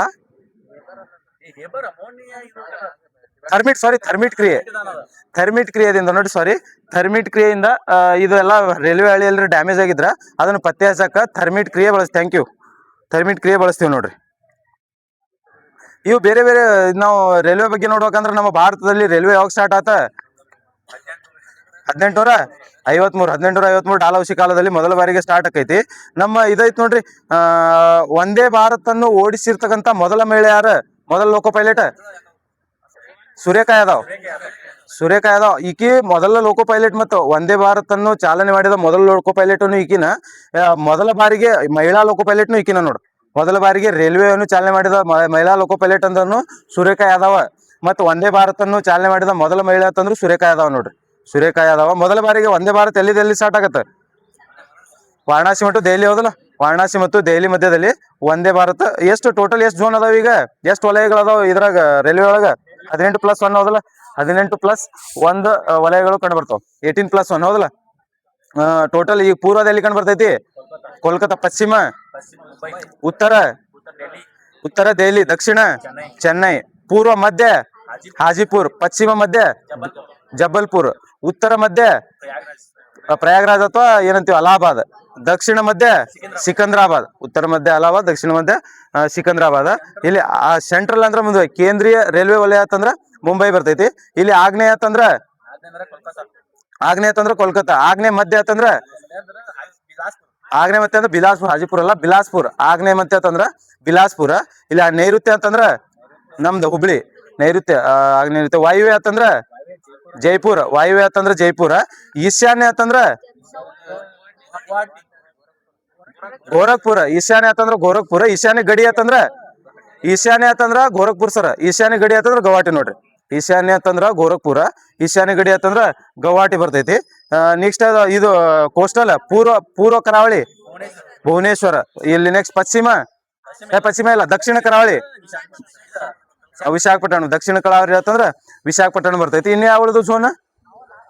ಮತ್ತೆ ಒಂದು ಕೋಲ್ಕತ್ತಾ ಮೆಟ್ರೋ ಒಂದು ಬರ್ತೈತಿ. ಕೋಲ್ಕತ್ತಾ ಮೆಟ್ರೋ ಒಂದು. ನಮ್ದು ಕೊಂಕಣ ಒಂದು ಬರ್ತೈತಿ. ಮುಗೀತು. ಇಷ್ಟ ಝೋನ್ಸ್ಗಳು ಟೋಟಲ್ ಕಂಡು ಬರ್ತಾವ, 18 ಝೋನ್ಸ್ಗಳು. ಇಲ್ಲಿ ಕೆಲವೊಂದು ಗೇಜ್ಗಳು ಯೂಸ್ ಮಾಡ್ತಾರಲ್ಲ, ಹೌದಲ್ಲ. ಕೆಲವೊಂದು ಗೇಜ್ಗಳನ್ನು ಯೂಸ್ ಮಾಡ್ತಾರೆ. ಬ್ರಾಡ್ ಗೇಜ್ ಎಷ್ಟು ಇರ್ತೈತಿ? 1.676 ಮೀಟರ್ ನೋಡ್ರಿ. 1.676 ಮೀಟರ್ ಅಂತಂದ್ರ ಬ್ರಾಡ್ ಗೇಜ್. ನೆಕ್ಸ್ಟ್ ಇನ್ನೊಂದು ಸ್ಟ್ಯಾಂಡರ್ಡ್ ಗೇಜ್ ಅಂತಂದ್ರ ಮೀಟರ್ ಅದು ಗೇಜ್. ಸ್ಟ್ಯಾಂಡರ್ಡ್ ಗೇಜ್ 1.435 143 ಅಂತೀವಲ್ಲ, 1.435 ಇದು ಯಾವ ಸ್ಟ್ಯಾಂಡರ್ಡ್ ಗೇಜ್ ನೋಡ್ರಿ. 1.435. ಅದ್ರ ಮಧ್ಯದಲ್ಲಿ ಡಿಸ್ಟೆನ್ಸ್ ಮತ್ತೆ ಇದು ಗೇಜ್ಗಳು ಅಂತಂದ್ರೆ ಮಧ್ಯದಲ್ಲಿ ಡಿಸ್ಟೆನ್ಸ್ ಎಷ್ಟೈತಿ ನೋಡ್ರಿ. 1.435 ಸ್ಟ್ಯಾಂಡರ್ಡ್ ಗೇಜ್ ನೋಡ್ರಿ. ಇನ್ನೊಂದು ನ್ಯಾರೋ ಗೇಜ್ ಬರ್ತೈತಿ. ನ್ಯಾರೋ ಗೇಜ್ ಎಷ್ಟು? 0.762 ಮೀಟರ್ ಅಂದ್ರ ನ್ಯಾರೋ ಗೇಜ್ ನೋಡ್ರಿ. ಯಾವ್ದ್ರಿ ಸ್ಟ್ಯಾಂಡರ್ಡ್ ಗೇಜ್ ಅಂತಂದ್ರೆ ಏನ? ಇದು ಬ್ರಾಡ್ ಗೇಜ್ ಅಂತಂದ್ರ ಬ್ರಾಡ್ ಗೇಜ್ 1.766 1.766 1.676 1.676 ಮೀಟರ್ ಅಂತಂದ್ರ ಬ್ರಾಡ್ ಗೇಜ್. ಸ್ಟ್ಯಾಂಡರ್ಡ್ ಗೇಜ್ ಅಂತಂದ್ರ 1.435 ಮೀಟರ್ ಇರ್ತೈತಿ. ನ್ಯಾರೋ ಗೇಜ್ ಅಂತಂದ್ರ 0.762 ಮೀಟರ್ ಗೇಜ್ ಅಂದ್ರೆ 1 ಮೀಟರ್ ಇರ್ತೈತಿ. ಮೀಟರ್ ಗೇಜ್ ಅಂತಂದ್ರ 1 ಮೀಟರ್ ಇರ್ತೈತಿ. ಇದ್ರಾಗ ಇದು ಮೆಟ್ರೋಗಳಲ್ಲಿ ಬಳಸೋದು ಯಾವ್ದು ಗೇಜ್? ಸ್ಟ್ಯಾಂಡರ್ಡ್ ಗೇಜ್ ಬಳಸ್ತಾರ ನೋಡ್ರಿ. ಮೆಟ್ರೋ ಲೈನ್ ಇರ್ತೈತಿ ನೋಡ್ರಿ, ಮೆಟ್ರೋ ಲೈನಿಗೆ ಸ್ಟ್ಯಾಂಡರ್ಡ್ ಗೇಜ್ ಬಳಸ್ತಾರ. 1.435 ಮೀಟರ್ ಐತಿ ನೋಡ್ರಿ. 1.435 ಮೀಟರ್ ಇರೋದು ಈ ಸ್ಟ್ಯಾಂಡರ್ಡ್ ಗೇಜ್ ಅನ್ನು ಇದರಲ್ಲಿ ಬಳಸ್ತಾರ ನೋಡ್ರಿ. ನಮ್ದು ಮೆಟ್ರೋಗಳಲ್ಲಿ ಸ್ಟ್ಯಾಂಡರ್ಡ್ ಗೇಜ್ ಬಳಸ್ತಾರ. ಎಲ್ಲ ಈ ಕಡೆ ಇದೈತಿ ನೋಡ್ರಿ, ನಮ್ದು ಎಲ್ಲ ಈಶಾನ್ಯ ರಾಜ್ಯಗಳಲ್ಲಿ ಯಾವ ಗೇಜ್ ಬಳಸ್ತಾರ? ಈಶಾನ್ಯ ರಾಜ್ಯಗಳೆಲ್ಲ ನ್ಯಾರೋ ಗೇಜ್ ಬಳಸ್ತಾರ ನೋಡ್ರಿ. ಈಶಾನ್ಯ ರಾಜ್ಯಗಳೆಲ್ಲ ನ್ಯಾರೋ ಗೇಜ್ ಬಳಸ್ತಾರ. ನಾರ್ಮಲ್ ಎಲ್ಲಾ ರೈಲ್ವೆಗಳು ಇದು ಯಾವ್ದು ಬ್ರಾಡ್ ಗೇಜ್ ಮೇಲೆ ಇರ್ತಾವ. ಇವೆಲ್ಲ ರೈಲ್ವೆ ಅದಾವ ನೋಡ್ರಿ ನಮ್ಮ. ಈಗ ಇವೆಲ್ಲ ಬ್ರಾಡ್ ಗೇಜ್. ಮೆಟ್ರೋ ಆತಂತಂದ್ರ ಸ್ಟ್ಯಾಂಡರ್ಡ್ ಗೇಜ್. ಇಲ್ಲಿ ಈಶಾನ್ಯ ಆತಂದ್ರ ನ್ಯಾರೋ ಗೇಜ್ ಬರ್ತೈತಿ. ಮೀಟರ್ ಗೇಜ್ ಏನ್ ಅಲ್ಲಿ ಯೂಸ್ ಮಾಡಲ್ಲ, ಆಲ್ಮೋಸ್ಟ್ ಬರ್ತಾವ. ಹೌದಲ್ಲ? ಹಾ ಹಾ ರೈಲ್ವೆನು ಹೌದಾ? ಅದು ಏನ್ ಮಾಡ್ತಾವ ಹೆಂಗಿರ್ತಾವ ಗೊತ್ತಿಲ್ಲ. ಈ ಮೊದಲ ಬಾರಿಗೆ ಇದು ಇಲ್ಲಿ ಒಂದು ರೈಲ್ವೆ ಮೊದಲ ಬಾರಿಗೆ ಯುನೆಸ್ಕೋ ಸೇರಿರ್ತಕ್ಕಂಥ ರೈಲ್ವೆ ಯಾವ್ದ? ಡಾರ್ಜಿಲಿಂಗ್ ರೈಲ್ವೆ ಹೌದಲ್ಲ? ಡಾರ್ಜಿಲಿಂಗ್ ರೈಲ್ವೆ ಇದು ಲೈನ್ ಮೊದಲ ಬಾರಿಗೆ ಯುನೆಸ್ಕೋಗೆ ಸೇರಿದಂತ ರೈಲ್ವೆ ನೋಡ್ರಿ. ಯಾವಾಗ ಸೇರ್ತೈತಿ ಸರ್ ಇದು ಯುನೆಸ್ಕೋಗ? 99ರಾಗ ನೋಡ್ರಿ. 1999ರಾಗ ಅಂದ್ರೆ 1881ರಾಗ ಪ್ರಾರಂಭ ಆಗಿರ್ತೈತಿ ಇದು. ಇದು ಡಾರ್ಜಿಲಿಂಗ್ ರೈಲ್ವೆ 1881ರಾಗ ಪ್ರಾರಂಭ ಆಗಿರ್ತೈತಿ. 1999ರಾಗ ಇದು ಯುನೆಸ್ಕೋಗೆ ಸೇರ್ತೈತಿ ನೋಡ್ರಿ. ಡಾರ್ಜಿಲಿಂಗ್ ರೈಲ್ವೆ 1999ರಲ್ಲಿ ಯುನೆಸ್ಕೋನು ಸೇರ್ತಾ ಬರ್ತೈತಿ ನೋಡ್ರಿ. ಇದು ನಮ್ ಕೊಂಕಣ ರೈಲ್ವೆ ಯಾವಾಗ ಪ್ರಾರಂಭ ಆಗತ್ತೆ? ಎಷ್ಟು ಕೊಂಕಣ ರೈಲ್ವೆ ಯಾವ ರಾಜ್ಯದಾಗ ಕಂಡು ಬರ್ತೈತಿ? ಗೋವಾ, ಕರ್ನಾಟಕ, ಮಹಾರಾಷ್ಟ್ರ 3 ರಾಜ್ಯದಲ್ಲಿ ಕೊಂಕಣ ರೈಲ್ವೆ ಹೋದಲ್ಲ. ಯಾವಾಗ ಸ್ಥಾಪನೆ ಆಗತ್ರಿ? 1998ರಲ್ಲಿ ಕೊಂಕಣ ರೈಲ್ವೆ ಆರಂಭ ಆಗತ್ತೆ ನೋಡ್ರಿ. ಮೆಟ್ರೋ, ನಮ್ಮ ಮೆಟ್ರೋ ಯಾವಾಗ ಆರಂಭ ಆಗತ್ತೆ? ಮೊದಲ ಮೆಟ್ರೋ ಯಾವ್ದ? ಕೋಲ್ಕತ್ತಾ. ಯಾವಾಗ ಅದು? 1984ರಲ್ಲಿ ಕೋಲ್ಕತ್ತಾ ಮೆಟ್ರೋ. ದೆಹಲಿ ಮೆಟ್ರೋ ಯಾವಾಗ ಆರಂಭ ಆಗತ್ತೆ? ದೆಹಲಿ ಮೆಟ್ರೋ 2002 ನೋಡ್ರಿ. ದೆಹಲಿ ಮೆಟ್ರೋ 2002. ನಮ್ಮ ಮೆಟ್ರೋ 2011. ಇಷ್ಟ ಗೊತ್ತಿರ್ಲಿ. ಭಾರತದಲ್ಲಿ ರೈಲ್ವೆ ಐತಲ್ಲ, ಭಾರತೀಯ ರೈಲ್ವೆ ಇದು ಪ್ರಪಂಚದಲ್ಲಿ ಎಷ್ಟನೇ ಸ್ಥಾನದಾಗ ಐತಿ? ರೈಲ್ವೆ ಹಳಿಗಳಾಗ ಎಷ್ಟನೇ ಸ್ಥಾನದಾಗ ಐತಿ? 4ನೇದು ಐತಿ ನೋಡ್ರಿ. 1ನೇದು ಯಾವ್ದೈತಿ? USA. Next China, Russia, America, China, Russia. 4ನೇದು ಭಾರತ ಐತಿ ನೋಡ್ರಿ. America, China, Russia, Bharat. Total 4 ಇದು ಅದಾವ ನೋಡ್ರಿ. ಭಾರತದಲ್ಲಿ ಮೊದಲ ವಿದ್ಯುತ್ ರೈಲು ಪ್ರಾರಂಭ ಆಗಿದೆ. ಯಾವಾಗ ವಿದ್ಯುತ್ ರೈಲು ಪ್ರಾರಂಭ ಆಗಿದೆ? ನಾ ಹೇಳಿದ ನೋಡ್ರಿ. ಅಂದ್ರೆ ನಾವು 2030ಕ್ಕ ಕಂಪ್ಲೀಟ್ಲಿ ವಿದ್ಯುದೀಕರಣ ಅಥವಾ ಏನಂತೀವಿ ನೆಟ್ ಜೀರೋ ಕಾರ್ಬನ್ ಮಾಡ್ಬೇಕಂತೇಳಿ 1925ಕ್ಕೆ ಮಾಡ್ಬೇಕಂತ ಮಾಡಿವಿ. 2030ಕ್ಕೆ ಮಾಡ್ಬೇಕಂತ ಮಾಡಿವಿ. ಮೊದಲ ಬಾರಿಗೆ ಇದು ಪ್ರಾರಂಭವಾಗಿದೆ ಯಾವ್ದು? ಇದು ವಿದ್ಯುತ್ ರೈಲ್ವೆ ಯಾವಾಗ ಪ್ರಾರಂಭ ಆಯ್ತು ಭಾರತದಾಗ? 1925 ನೋಡ್ರಿ. 1925ರಲ್ಲಿ ಮೊದಲ ಬಾರಿಗೆ ಭಾರತದಲ್ಲಿ ವಿದ್ಯುತ್ ಟ್ರೈನ್ ಪ್ರಾರಂಭ ಆಗೈತಿ ನೋಡ್ರಿ. ವಿದ್ಯುತ್ ಟ್ರೈನ್ ಪ್ರಾರಂಭ ಆಗಿದ್ದು ಬಾಂಬೆ ಮತ್ತು ಕುರ್ಲಾ ಮಧ್ಯದಲ್ಲಿ ನೋಡ್ರಿ. ಮೊದಲ ಬಾಂಬೆ ಮತ್ತು ಕುರ್ಲಾ ಮಧ್ಯದಲ್ಲಿ ಮೊದಲ ವಿದ್ಯುತ್ ರೈಲು ಓಡಾಡಿದ್ದು 1925ರಾಗ ನೋಡ್ರಿ. ನಾರ್ಮಲ್ ರೈಲ್ ಅಂತಂದ್ರೆ 1853. ಪುಣೆ ಇದ್ಯಾವ್ದ ಥಾಣೆ ಮತ್ತು ಮುಂಬೈ ಮತ್ತು ಥಾಣೆ ಮಧ್ಯದಲ್ಲಿ 34 ಕಿಲೋಮೀಟರ್ ಬರ್ತೈತಿ. ಇದು ಮೊದಲ ವಿದ್ಯುತ್ ರೈಲು ಅಂದ್ರೆ 1924.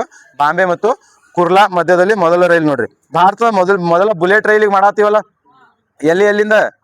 ಮುಂಬೈ ಟು ಅಹಮದಾಬಾದ್ ಹೋದಲ್ಲ. ಬುಲೆಟ್ ಟ್ರೈನ್ ಹೇಳ್ಬೇಕಂದ್ರೆ ಎಷ್ಟು ಸ್ಪೀಡ್ ಇರ್ಬೇಕು? ಇದರದ 320, ಮಿನಿಮಮ್ 320 ಸ್ಪೀಡ್ ಇದ್ರ ಇದನ್ನು ಬುಲೆಟ್ ಟ್ರೈನ್ ಅಂತೇಳಿ ಹೇಳ್ತೀವಿ ನೋಡ್ರಿ. ಯಾವ್ದಾರ ಜಪಾನ್ ನೆರವಿನೊಂದಿಗೆ ಹೋದಲ್ಲ ಇದು ಬುಲೆಟ್ ಟ್ರೈನ್. ನಮ್ದ ಜಪಾನ್ ನೆರವಿನೊಂದಿಗೆ ಈ ಬುಲೆಟ್ ಟ್ರೈನ್ ಅನ್ನು ಇದು ಮಾಡತ್ತೀವಿ ನೋಡಿ. ಭಾರತದ ಮೊದಲ ಹಸಿರು ರೈಲು ನಿಲ್ದಾಣ ಯಾವ್ದು? ಭಾರತದ ಮೊದಲ ಹಸಿರು ರೈಲು ನಿಲ್ದಾಣ ಅಲ್ಲಿ ಕೆಂಪೇಗೌಡ. ಅದು ಏರ್ಪೋರ್ಟ್. ಅದು ಗಾಳಿಯಾಗ ಅರ್ತೈತಿ, ಇದು ಭೂಮಿ ಮೇಲೆ ಇರ್ತೈತಿ. ಹೌದಲ್ಲ? ಮನ್ವಾಲ್ ಅಂತ ಬರ್ತೈತಿ ನೋಡಿ ಸರ್. ಮನ್ವಾಲ್ ಸ್ಟೇಷನ್ ಜಮ್ಮುದಾಗ ಕಂಡು ಬರ್ತಕ್ಕಂಥ ಮನ್ವಾಲ್ ಐತಲ್ಲ, ಜಮ್ಮುದಾಗ ಕಂಡು ಬರ್ತೈತಿ ಇದು ಮನ್ವಾಲ್ ಸ್ಟೇಷನ್. ಅಥವಾ ಮನ್ವಾಲಿ ಸ್ಟೇಷನ್ ಜಮ್ಮುದಾಗ ಕಂಡು ಬರ್ತೈತಿ ನೋಡ್ರಿ. ಮೊದಲ ಹಸಿರು ರೈಲ್ ನಿಲ್ದಾಣ ನೋಡ್ರಿ. ಇದು ಮೊದಲ ಭಾರತದಲ್ಲಿ ಕಂಡು ಬರುವ ಮೊದಲ ಹಸಿರು ರೈಲ್ ನಿಲ್ದಾಣ ಅಂತಂದ್ರ ಮನ್ವಾಲ್ ನೋಡ್ರಿ. ಜಮ್ಮು ಕಾಶ್ಮೀರದಲ್ಲಿ ಕಂಡು ಬರುವ ಮನ್ವಾಲ್ ಅಂತಂದ್ರೆ ಇಲ್ಲಿ ಏನ್ ಗೊತ್ತೇನ?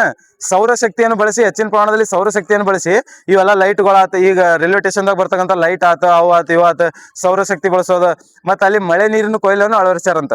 ಅದಕ್ಕಾಗಿ ಈ ಮನ್ವಾಲ್ ಅನ್ನು ಭಾರತ ದೇಶದ ಪ್ರಥಮ ಹಸಿರು ರೈಲು ನಿಲ್ದಾಣ ಅಂತೇಳಿ ಘೋಷಣೆ ಮಾಡಿದ್ರು. ಅವಾಗ ಅದು ಭಾರತದ ಮೊದಲ ಹಸಿರು ರೈಲು ನಿಲ್ದಾಣ.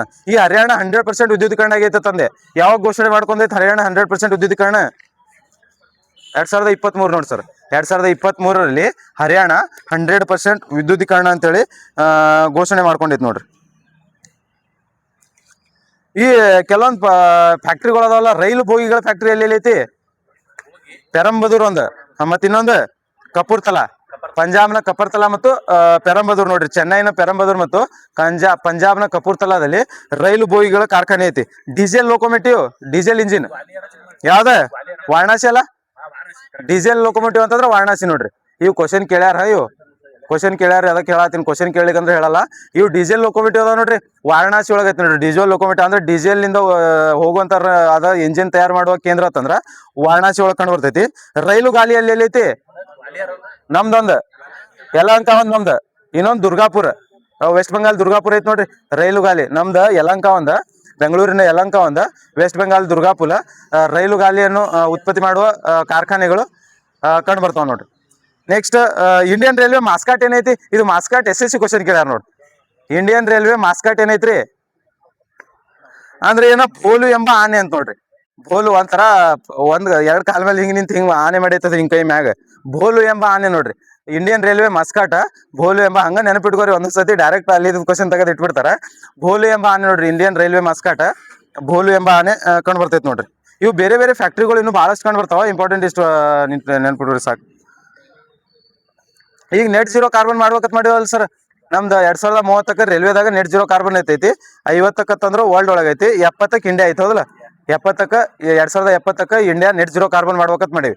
ಈ ನೆಟ್ ಜೀರೋ ಕಾರ್ಬನ್ ಮಾಡ್ಬೇಕಂತೇಳಿ ಯಾಕೆ ಕಾಪ್ ಒಳಗೆ ಘೋಷಣೆ ಮಾಡ್ತಾರ ಸರ್? ಯಾಕೆ ಕಾಪ್ ಒಳಗೆ ಘೋಷಣೆ ಮಾಡ್ತಾರ? COP 26 ನೋಡ್ರಿ. COP 26 2021 ಗ್ಲಾಸ್ಗೋದಾಗ ನಡಿತೈತಲ್ಲ.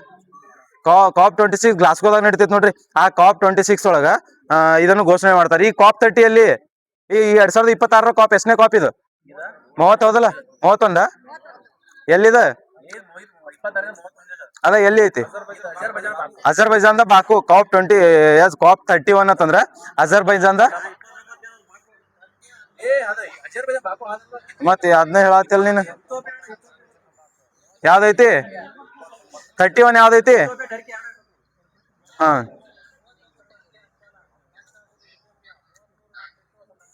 ಈಗ ಟರ್ಕಿ ಐತಿ. ಹೌದಲ್ಲ? ಈಗ 31 ಟರ್ಕಿ ನೋಡ್ರಿ. ಅಂದ್ರೆ COP 31 ಅಂತಂದ್ರ ಟರ್ಕಿ UNFCCC ಮಾಡ್ತಾರ. ಹೌದಲ್ಲ? UNFCCC ಈ ಕಾಪ್ ಅನ್ನು ಮಾಡ್ತಾರ. ಈ ನೆಕ್ಸ್ಟ್ ವೆಟ್ಲ್ಯಾಂಡ್ ಕಾಪ್ ಇರ್ತೈತಿ ಗೊತ್ತಾ?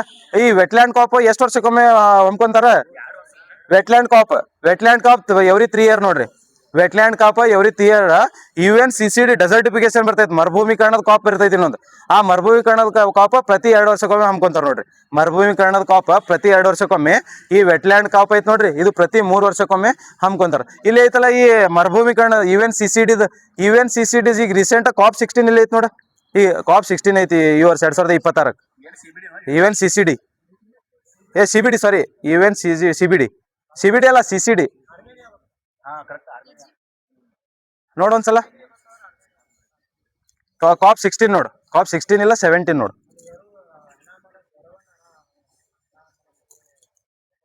ಹೌದಾ? ನೋಡೊಂದ್ಸಲ.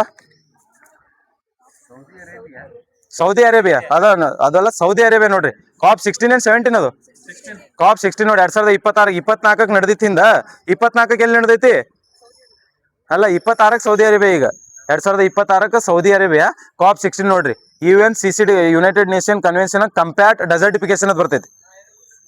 ನೀ CBD ಹೇಳಿ. ನೀನು CBD ಎಲ್ಲಿ ನಡೆದೈತಿ? ಅರ್ಮೇನಿಯಾದಾಗ. ಎಷ್ಟನೇ ಕಾಪ್ ಅದು? COP 15 ಇರ್ಬೇಕು ನೋಡ್ರಿ. ಅದು CBD ಅಂತಂದ್ರೆ COP 15 ಐತಿ. ಇದು UNCCD ಅಂದ್ರೆ COP 16 ಐತಿ. ನಾರ್ಮಲ್ UNFCCC ಅಂದ್ರೆ COP 31 ಟರ್ಕಿ ಒಳಗೆ ನೋಡ್ರಿ. COP 31 ಟರ್ಕಿ ಒಳಗೆ. ನವಾಗ COP UNCCC ಅಷ್ಟೇ ಗೊತ್ತಿರ್ತೈತಿ. ಇವ್ ನೆನಪಿಟ್ಕೋರಿ. ಹಾ, ಈ UNCCD ಅಂತಂದ್ರ COP 16 ನಾರ್ಮಲ್ ಎಲ್ಲಿ ನಡೆದಿದೆ? COP 16 Saudi Arabia 2026 COP 16 Saudi Arabia. ಇದು ಡೆಸರ್ಟಿಫಿಕೇಶನ್ ಪ್ರತಿ 2 ವರ್ಷಕ್ಕೊಮ್ಮೆ ಸಮಿಟ್ ನಡಿತೈತ್ರಿ. ನಾರ್ಮಲ್ ವೆಟ್ಲ್ಯಾಂಡ್ ಸಮಿಟ್ ಅಂದ್ರೆ ಪ್ರತಿ 3 ವರ್ಷಕ್ಕೊಮ್ಮೆ ನಡಿತೈತಿ. ಅದು COP 15 ಅಂತಂದ್ರ ಅರ್ಮೇನಿಯಾ ನೋಡ್ರಿ. COP 15 ಅಂತಂದ್ರ ಅರ್ಮೇನಿಯಾ ನೋಡ್ರಿ. COP 15 ಹೌದಲ್ಲ? ಅದು 17 ಏನೋ, ಸಾರಿ. COP 17 ಅಂತಂದ್ರೆ ಅರ್ಮೇನಿಯಾ ನೋಡ್ರಿ. ವೆಟ್ಲ್ಯಾಂಡ್ ನೋಡ್ರಿ. ಅದು ವೆಟ್ಲ್ಯಾಂಡ್ COP ಯಾವಾಗ ನಡೆದೈತೆ? ಅದು ಈ 26 ನಡೆದಿಲ್ಲ ಅನಿಸ್ತೈತೆ. ಅದು 26 ಐತಿ. ಹಂಗಂದ್ರೆ 26 ನಡೆದೈತಿ. ಪ್ರತಿ 3 ವರ್ಷಕ್ಕೊಮ್ಮೆ ನಡಿತೈತಿ ನೋಡೋದು.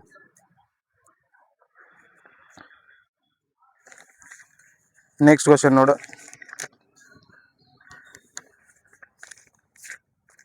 ಹಾ, ಇಲ್ಲೈತಿ ನೋಡಿ. ತಲುಪಬಹುದಾದ ಕನಿಷ್ಠ ತಾಪಮಾನ ಅಬ್ಸಲ್ಯೂಟ್ ಜೀರೋ ಟೆಂಪರೇಚರ್ ಎಷ್ಟು ಅಂತೇಳಿ?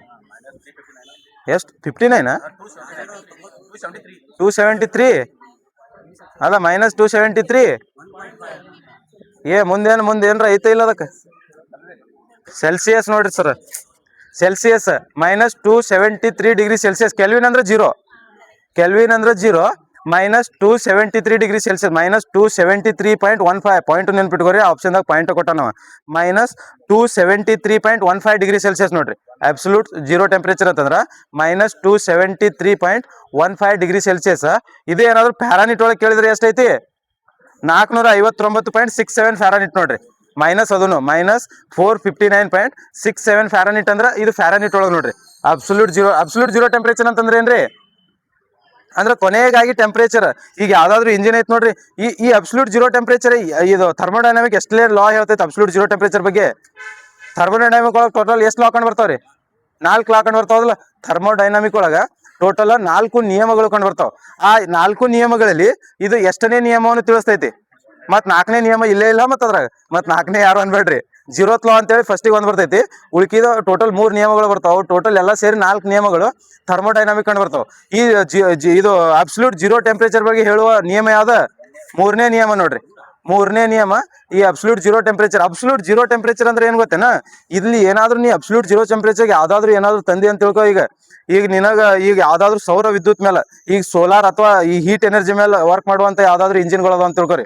ಅದನ್ನ ಏನಾದ್ರು ಆ ಇಂಜಿನ್ ಅನ್ನು ಅಬ್ಸಲ್ಯೂಟ್ ಜೀರೋ ಟೆಂಪರೇಚರ್ ತಂದಿ ಅಂತಂದ್ರ ಅದರಲ್ಲಿ ಯಾವುದೇ ತರದ ಏನ್ ಹೇಳ್ತೀವಿ ನಾವು ಇಂಧನ ವೇಸ್ಟ್ ಆಗಲ್ಲ. 99.9% ಇಂಧನ ಯೂಸ್ ಆಕೈತಿ. ಈಗ ಎಲ್ಲಾ ವೆಹಿಕಲ್ ಅದಾವ ನೋಡ್ರಿ.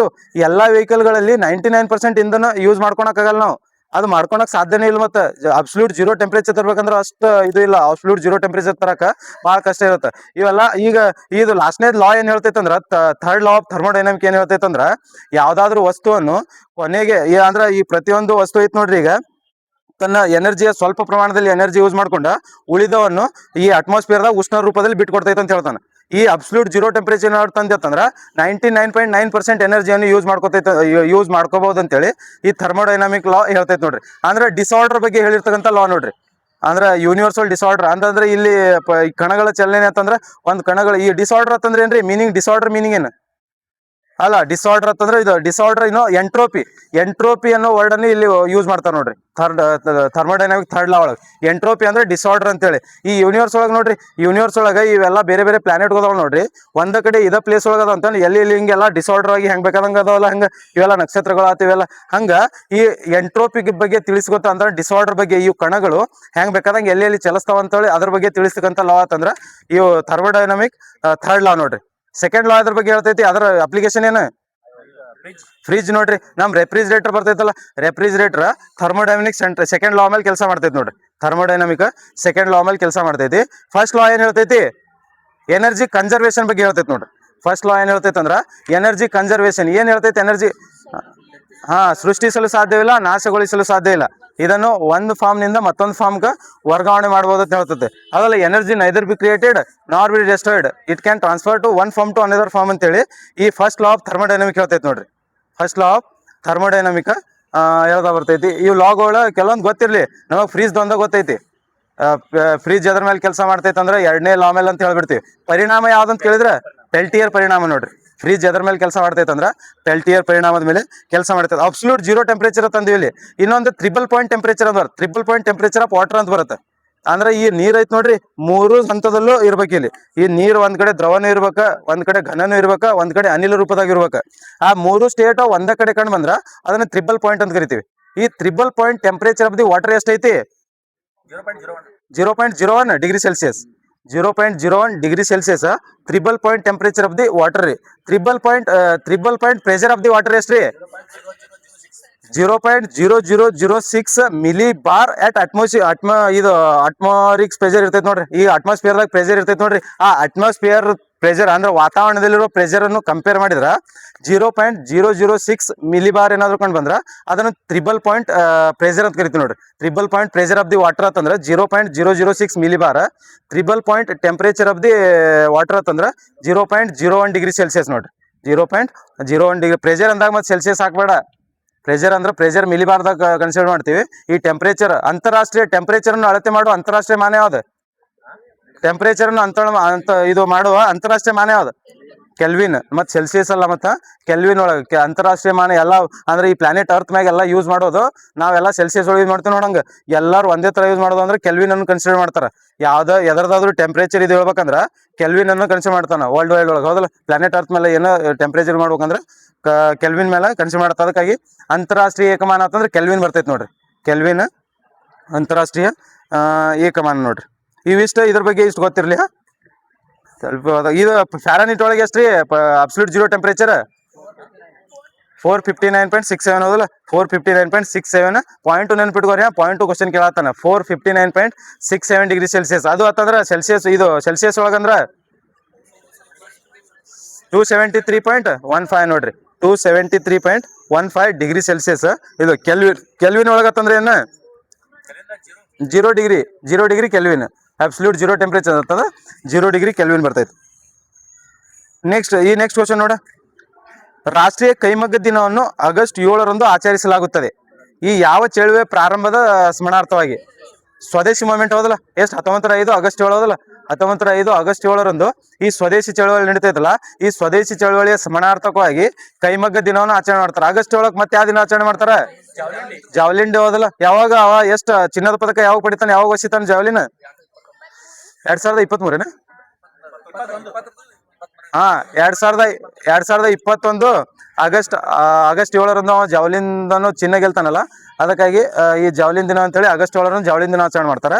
ಈ ಸ್ವದೇಶಿ ಮೂವ್ಮೆಂಟ್ ನಡೀತಲ್ಲ 1905 ಆಗಸ್ಟ್ 7ರಂದು ಸ್ವದೇಶಿ ಮೂವ್ಮೆಂಟ್ ನಡೆದಿರೋದ್ರಿಂದ ಇಲ್ಲಿ ಕೈಮಗ್ಗ ದಿನ ಅಂತೇಳಿ ಆಚರಣೆ ಮಾಡ್ತಾ ಬರ್ತೀವಿ. ಹ್ಯಾಂಡ್ಲೂಮ್ ಡೇ ಹೌದಲ್ಲ, ಹ್ಯಾಂಡ್ಲೂಮ್ ಡೇ ಅಂತ ಆಚರಣೆ ಮಾಡ್ತೀವಿ. ಈ ಸ್ವದೇಶಿ ಮೂವ್ಮೆಂಟ್ ನಡೀತೈತೆ ನೋಡಿ ಸರ್.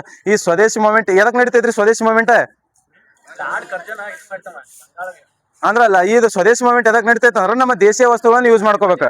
ಬಂಗಾಳ ವಿಭಜನೆ ಮಾಡ್ತಾನೆ ಮತ್ತು ನಮ್ಮ ದೇಶೀಯ ವಸ್ತುಗಳನ್ನು ಹೆಚ್ಚಿನ ಪ್ರಮಾಣದಲ್ಲಿ ಬಳಸ್ಕೋಬೇಕು. ಅಂದ್ರೆ ವಿದೇಶಿ ವಸ್ತುಗಳನ್ನು ಬಿಟ್ಟು ದೇಶೀಯ ವಸ್ತುಗಳು, ಸ್ವದೇಶಿ ವಸ್ತುಗಳನ್ನು ಯೂಸ್ ಮಾಡ್ಕೋಬೇಕು. ವಿದೇಶಿ ವಸ್ತುಗಳನ್ನು ಬಹಿಷ್ಕಾರ ಮಾಡ್ಬೇಕಂತೇಳಿ ಈ ಚಳುವಳಿ ನಡೀತೈತ್ರಿ. ಈ ಬಹಿಷ್ಕಾರ ಅಂತ ಐತಲ್ಲ, ಈ ಬಹಿಷ್ಕಾರ ಅನ್ನೋ ವರ್ಡ್ ಮೊದಲ ಬಾರಿಗೆ ಯಾವ ಪತ್ರಿಕೆ ಒಳಗೆ ಇದು ಮಾಡ್ತಾರ? ಸಂಜೀವಿನಿ. ಯಾರ್ದಿದು? ಕೃಷ್ಣ ಕುಮಾರ್ ಅವರ ಪತ್ರಿಕೆ ಆದಂತ ಸಂಜೀವಿನಿ ಪತ್ರಿಕೆ ಐತೆ ನೋಡ್ರಿ. ಈ ಸಂಜೀವಿನಿ ಪತ್ರಿಕೆಯಲ್ಲಿ ಮೊದಲ ಬಾರಿಗೆ ಈ ಸ್ವದೇಶಿ ಎಂಬ, ಅಂದ್ರೆ ಸ್ವದೇಶಿ ಅಲ್ಲ, ಏನಂತೆ ಬಹಿಷ್ಕಾರ ಎಂಬ ವರ್ಡ್ ಅನ್ನು ಯೂಸ್ ಮಾಡ್ತಾರೆ ನೋಡಿ. ಬಹಿಷ್ಕಾರ ಎಂಬ ವರ್ಡ್ ಮೊದಲ ಬಾರಿಗೆ ಪ್ರಕಟವಾಗಿದ್ದು ಇದು ಸಂಜೀವಿನಿ ಪತ್ರಿಕೆ ನೋಡ್ರಿ. ಕೃಷ್ಣ ಕುಮಾರ್ ಮಿತ್ರ ಏನು ಬರ್ತಾನೆ ನೋಡವ. ಕೃಷ್ಣ ಕುಮಾರ್ ಮಿತ್ರ ಅವರ ಸ್ವದೇಶಿ ಇದು ಸಂಜೀವಿನಿ ಪತ್ರಿಕೆಯಲ್ಲಿ ಮೊದಲ ಬಾರಿಗೆ ಈ ಬಹಿಷ್ಕಾರ ಅನ್ನೋ ವರ್ಡ್ ಯೂಸ್ ಮಾಡ್ತಾರೆ. ಇದೈತಲ್ಲ. ನಂತರದಲ್ಲಿ ಈ ಮೊದಲ ಬಾರಿಗೆ ಗಾಂಧೀಜಿ ಅದನ್ನಲ್ಲ ಇದು ಬರ್ತೈತಿ. ನೆಕ್ಸ್ಟ್ ಮತ್ತೇನಂತಂದ್ರೆ ಇಲ್ಲಿ ಆಪ್ಷನ್ ಏನೈತಿ? ಮತ್ತೆ ಕ್ವಿಟ್ ಇಂಡಿಯಾ ಐತಿ. ಕ್ವಿಟ್ ಇಂಡಿಯಾ ಮೂವ್ಮೆಂಟ್ ಯಾವಾಗ ಆಕೈತಿ?